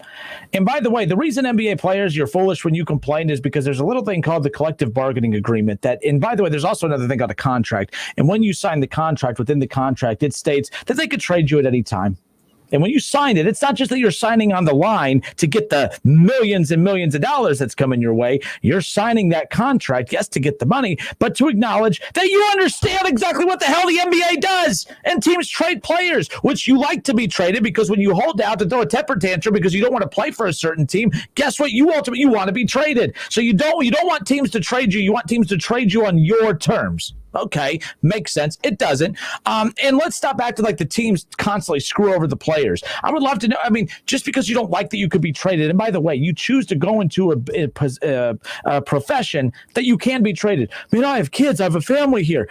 That's part of the business. It's been part of the business for decades. I have no clue why all this is now all of a sudden a surprise. And on the flip side, the NBA, and I'm just using the NBA as an example, okay? When star players bully the teams and want to force their way out, the teams usually send the players where they want to go. Anthony Davis didn't want to play for the Pelicans. Guess what? They didn't send him to some crap team. They didn't send him to Charlotte. All right. They sent him to the freaking Lakers where he won an NBA championship already. Oh, wait. Let's talk about James Harden. The fat James Harden that came into camp that didn't want to play for the team that gave him every damn player he asked for. Every player he asked for, every dime he asked for, he got. And what do? They didn't send him to the Cavaliers. They didn't send him to a crap team. They sent him to the Nets with Kyrie Irving and Kevin Durant, where he is most likely going to win an NBA championship. Oh, yeah, I feel bad for these guys. Who else? Oh, Kawhi Leonard. Kawhi Leonard bullied his way out of San Antonio with a phantom injury. And then the next thing you know, he's in Toronto winning an NBA championship. Yeah, these guys have it so rough. What are the teams doing? And by the way, the Drummond thing, Drummond coming out, they only sat him because you don't want to risk him getting hurt. You're about to trade him. Why play him in a meaningless game? You're not going to make the playoffs. You're not going anywhere fast. And the teams that decide at the last minute to trade somebody because it's the business side of it and it's their right to do so, it's their damn team. If you don't like it, go play in a different league. I don't understand what they're so angry about. What are the players mad about? I have no clue. This is the most crybaby thing I've ever heard. The NBA treats its players better than any other league out there. All right? Baseball, NFL, I don't follow NHL to really know what they do. I have no clue. I mean, no idea. But I just, this is amazing to me. And it's absolutely insane. I think what Draymond is expressing is that the NBA and the players, they want that partnership that they preach so much. And when you're partners in something, you're not looked at as employees. The NBA preaches partnership between its union, its players, and the ownership. So I think that's what the crux of it is. If we're supposed to be partners in this whole thing, they're not partners. But that's what the NBA preaches. But you're really stretching the term of that. Like, you're really taking it for what that word actually is. They should stop using that word. The NBA doesn't look at the players as partners. They never have, and they shouldn't. You are an employee. You are not the owner of the team. I just don't get it. That's what the NBA stresses every time they go to collective bargaining agreement. Every time they go to the table when they're talking to their media partners, they talk about their partnership with the actual talent that's on the court. So I think that's one thing. The other thing about it is not just the stars of the NBA, it's the, role players. And there is something to be said about uprooting your family at the drop of a dime. And there is something to be said about when the organization trades a player at the drop of a dime without communication. We talked about the whole situation with Russell Wilson, and my first thing was, well, where's the communication? Where's the communication on Russ's part? Where's the communication on the Seattle Seahawks part? I think communication is lacking because each team wants to have the upper hand on the teams that they're chasing, be it chasing in the playoff race, chasing for a championship, chasing for that next superstar in the lottery and everything like that. They don't want information to leak. I think that's where the communication always gets broken down, because they don't want that information to get out. Like, all right, we're trying to get this guy up out of here and trade him for a salary dump, trade him for picks and everything like that. I think that's the crux of it. I think people want to know what's going on. I mean, we talk about it in our business where, obviously the bosses meet behind closed doors, and, there's 1,000,001 questions always going around. And in turn, the fan base is always looking at the player. And we talk about this all the time about, we don't know who owns team X, Y, and Z. We don't know who owns the Milwaukee Bucks, but we know Giannis is a superstar for the Milwaukee Bucks. I think that people always are going to resort back to the face that they know, the jersey that they know, the guy that they see as the bad guy when things don't go the way that they want to as fans. So I think it's very important for us and everybody else in the media to hold the GM accountable, hold upper management and the ownership accountable for when teams don't succeed. It's not always 100% on the player. It was a line in the Jordan Last Dance documentary about the Chicago Bulls, where Jerry Krause was saying that organizations win championships. And I agree with him 1,000,000% that organizations win championships. Yes, the players are a majority of that because they're actually ones on the court doing the winning and losing. But the organization from the top to the bottom, they have a lot to do with it as well. So I think it's the communication that people are frustrated about.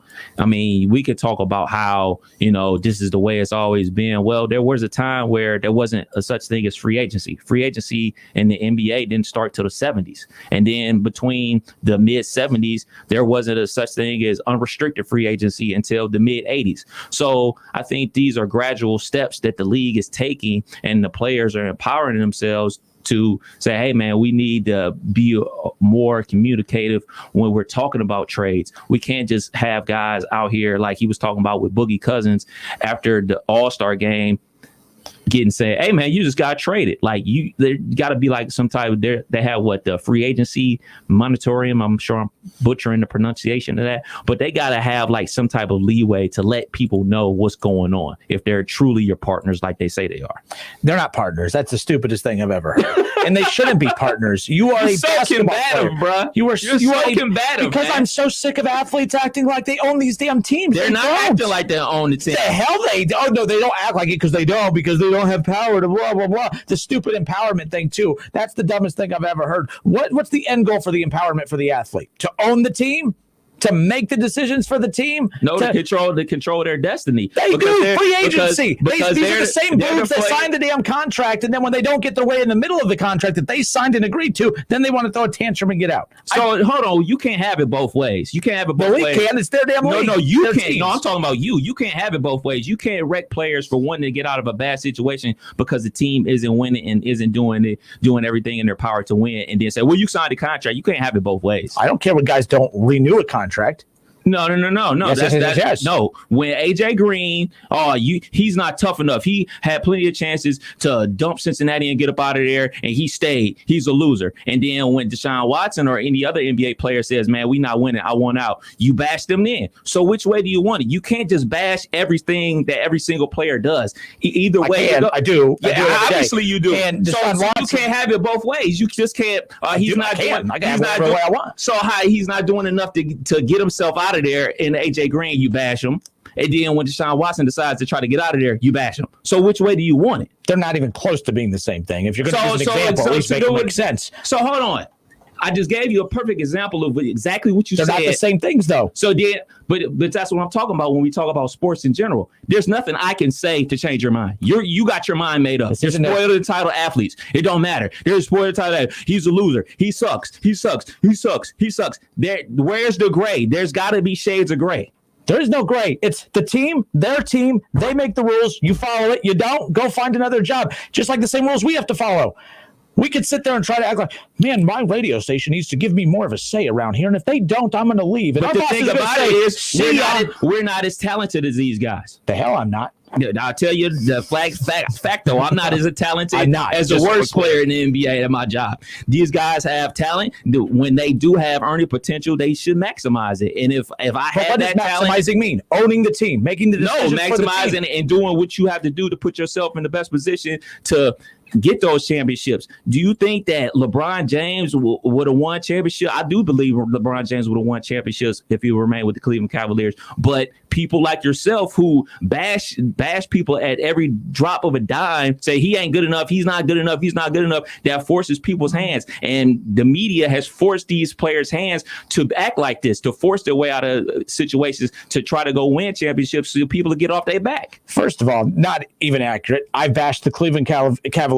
I get onto teams all the time. I get mad that teams get rewarded with top draft picks all the time. I don't think that they should get the best players coming out of college at all. I don't sit there and I'm not pro team every single time. And about the LeBron James thing, like, I had no problem when Kevin Durant left the OKC Thunder. I get so sick of hearing about, oh man, the small markets, because you don't do enough to win when you have them.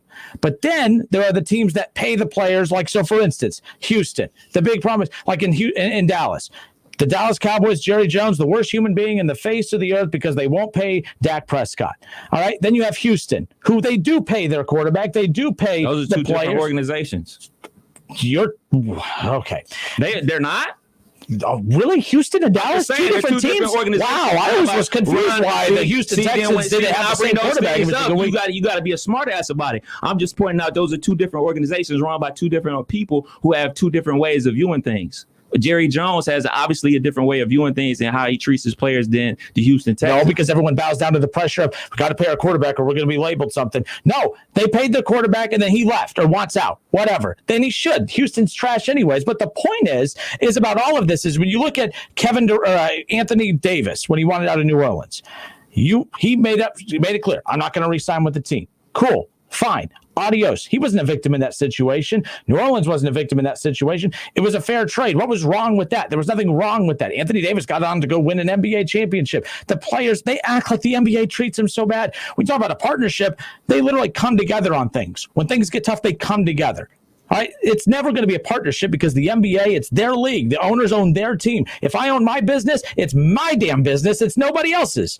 And that's the thing. I can run my business horribly and run it into the ground. That's up to me. These owners can run it into the ground if they want. But it's never, the players are employees. They would never make it in our world, in our regular, everyday, poor people world, because they wouldn't know how to handle a boss telling them what to do.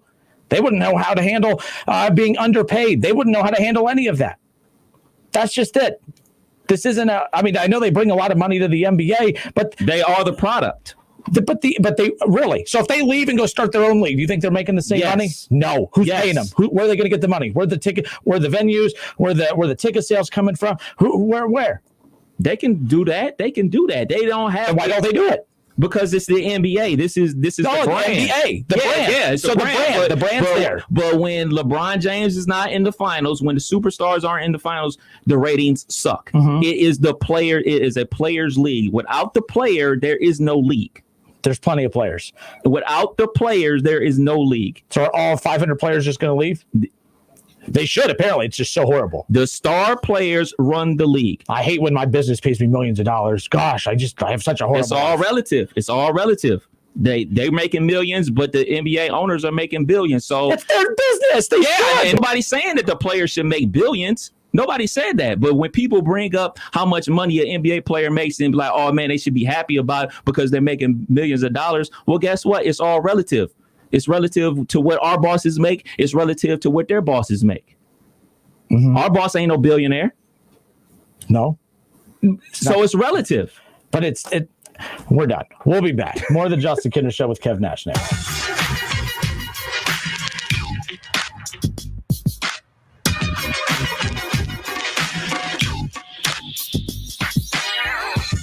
Listen, stream, watch. It's the Justin Kinner Show with Kev Nash, right here on Dayton's ESPN Radio, 1410 Wing AM.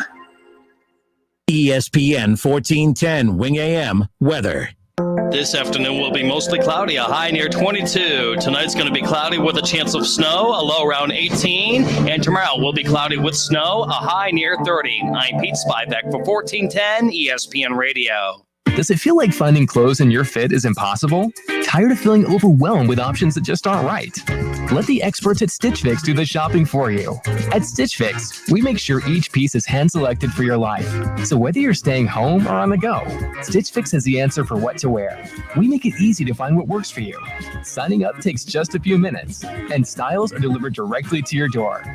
Get started today at StitchFix.com. Stitch Fix, your style delivered. Hello, it's John Kozik, founder and president of TurboTrack Realty, and I buy houses as is, fast for cash. Call me today for an all-cash offer on any of your properties, and we can close within days at 614-362-2000, 362-2000. Do you own a property that's outdated and needs thousands of dollars in repairs? Great, I'll buy it. I'm a private real estate investor who can solve your real estate problems fast for cash.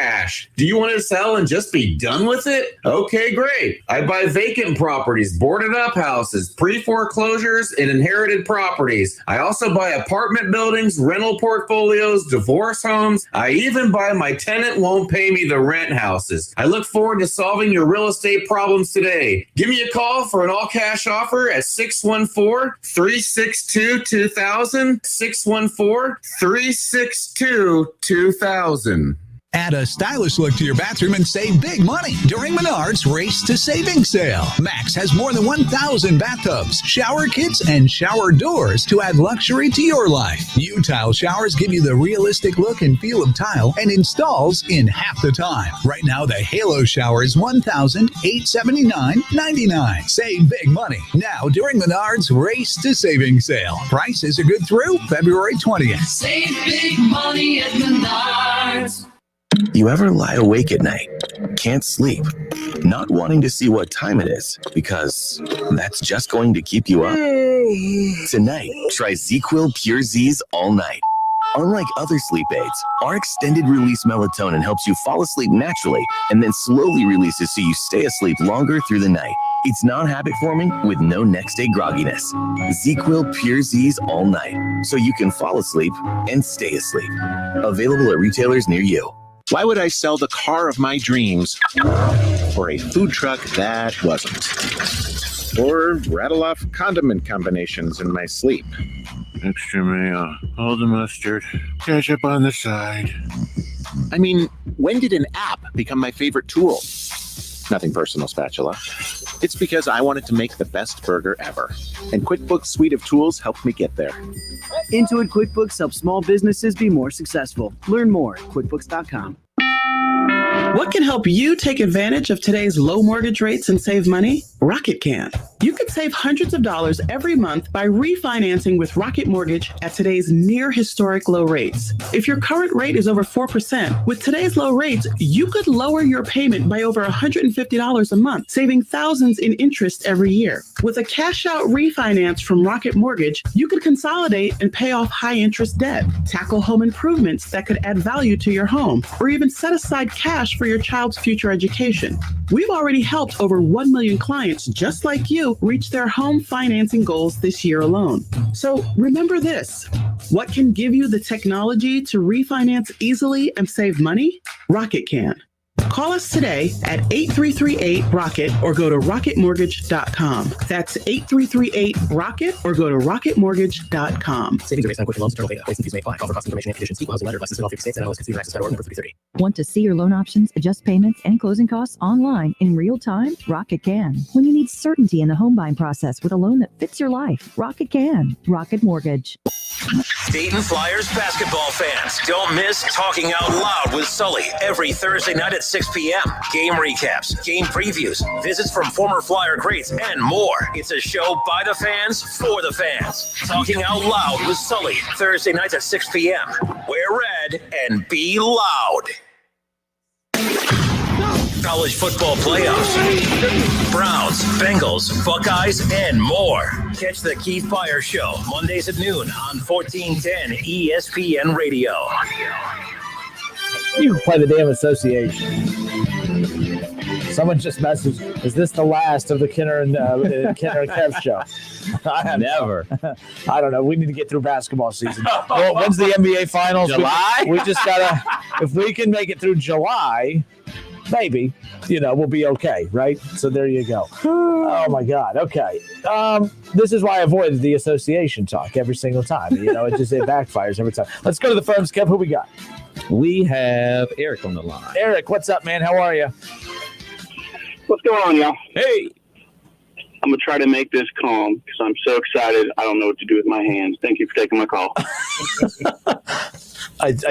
What?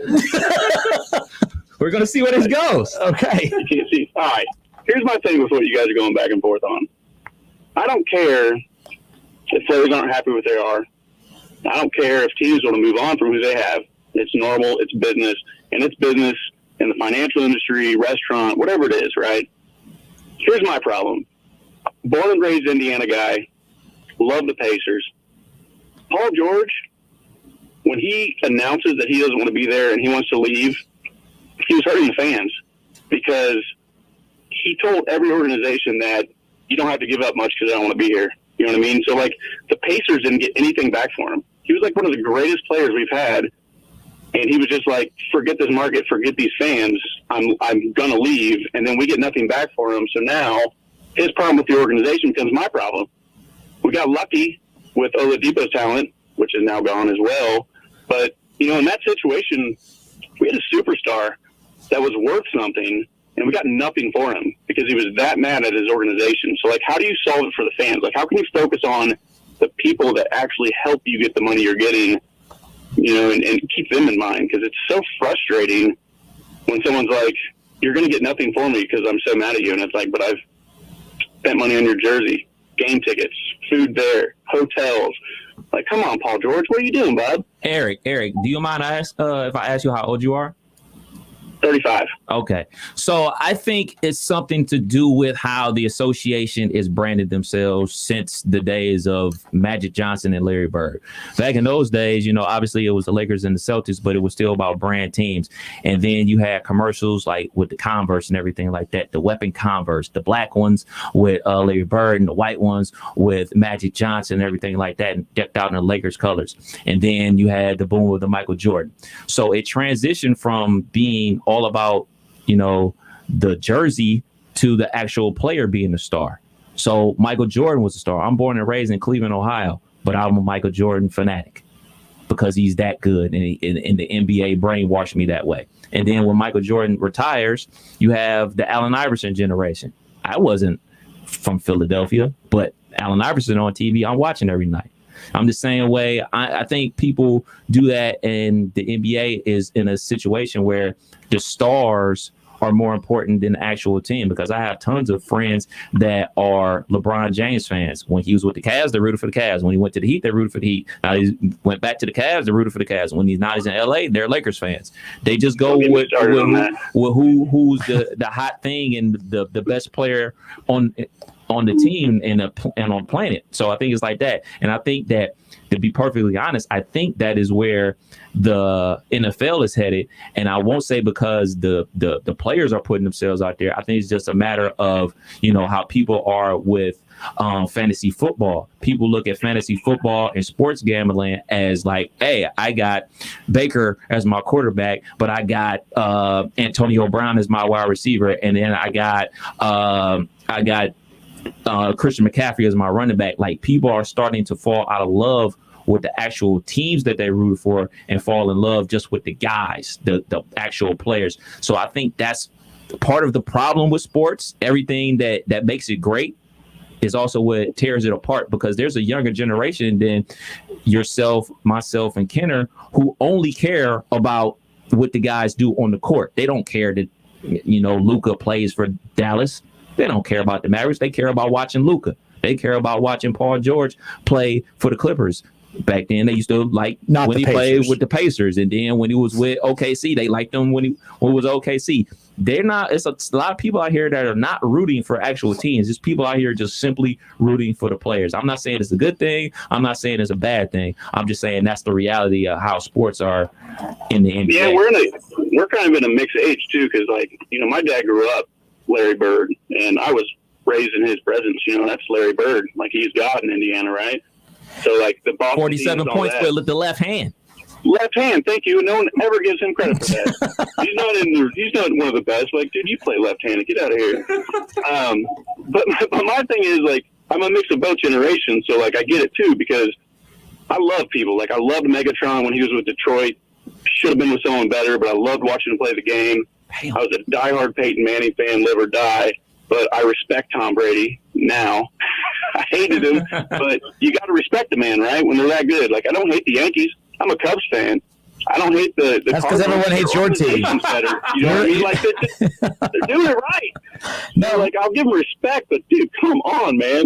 Eric, real quick, and the thing that's interesting, like the one aspect we keep talking about, players versus the league, and what I got annoyed with Draymond Green was basically because he was talking to the fans too. Because when he talks about the toxic stuff that's thrown at the players, for what they do, you brought up a good point. You're passionate and angry and upset when your star player leaves and basically tells you, I don't care about you. And it's like, listen, mofo, you know how much money I spent on tickets? I spent on your stupid jersey. I spent on NBA, whatever the TV network is you pay for, and cable, and you tune into the games. Like, we do get a say.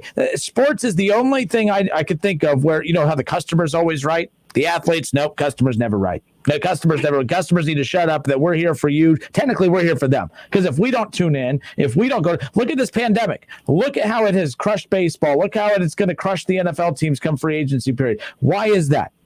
We can watch TV all you want, but you need us. You need our asses in the seats. And when we're not in the seats, that's a problem. And that's what's going to hurt these teams' big picture. So to tell the fans that they're not allowed to act a certain way, that, oh man, it's stressful on us. It's, the fans too. It's entertainment for them, but it's stressful on them too. And if you scare them off, you ain't going to be talking about $1 million contracts the way they're talking about them. I mean, imagine when you kick somebody in the nuts and you screwed a playoff game and got suspended. Right? You got to do what you got to do. You do it too. So there you go. All right, Eric, I don't appreciate you calling in talking all calm and normal, by the way. That's I'm freaking out, man. I ain't gonna lie. Why were you freaking out? I don't know, man. I listen to you guys all the time. I listen to all sports radio. No one's ever answered my call. Well, you can call. We'll always answer. How about that? Appreciate it, Eric. Take care, y'all. See you, man. All right. We don't need none of that calm stuff here. I tell you that much. No. All right, folks. We'll be back in a moment. More of the Justin Kinner Show with Kev Nash on the other side.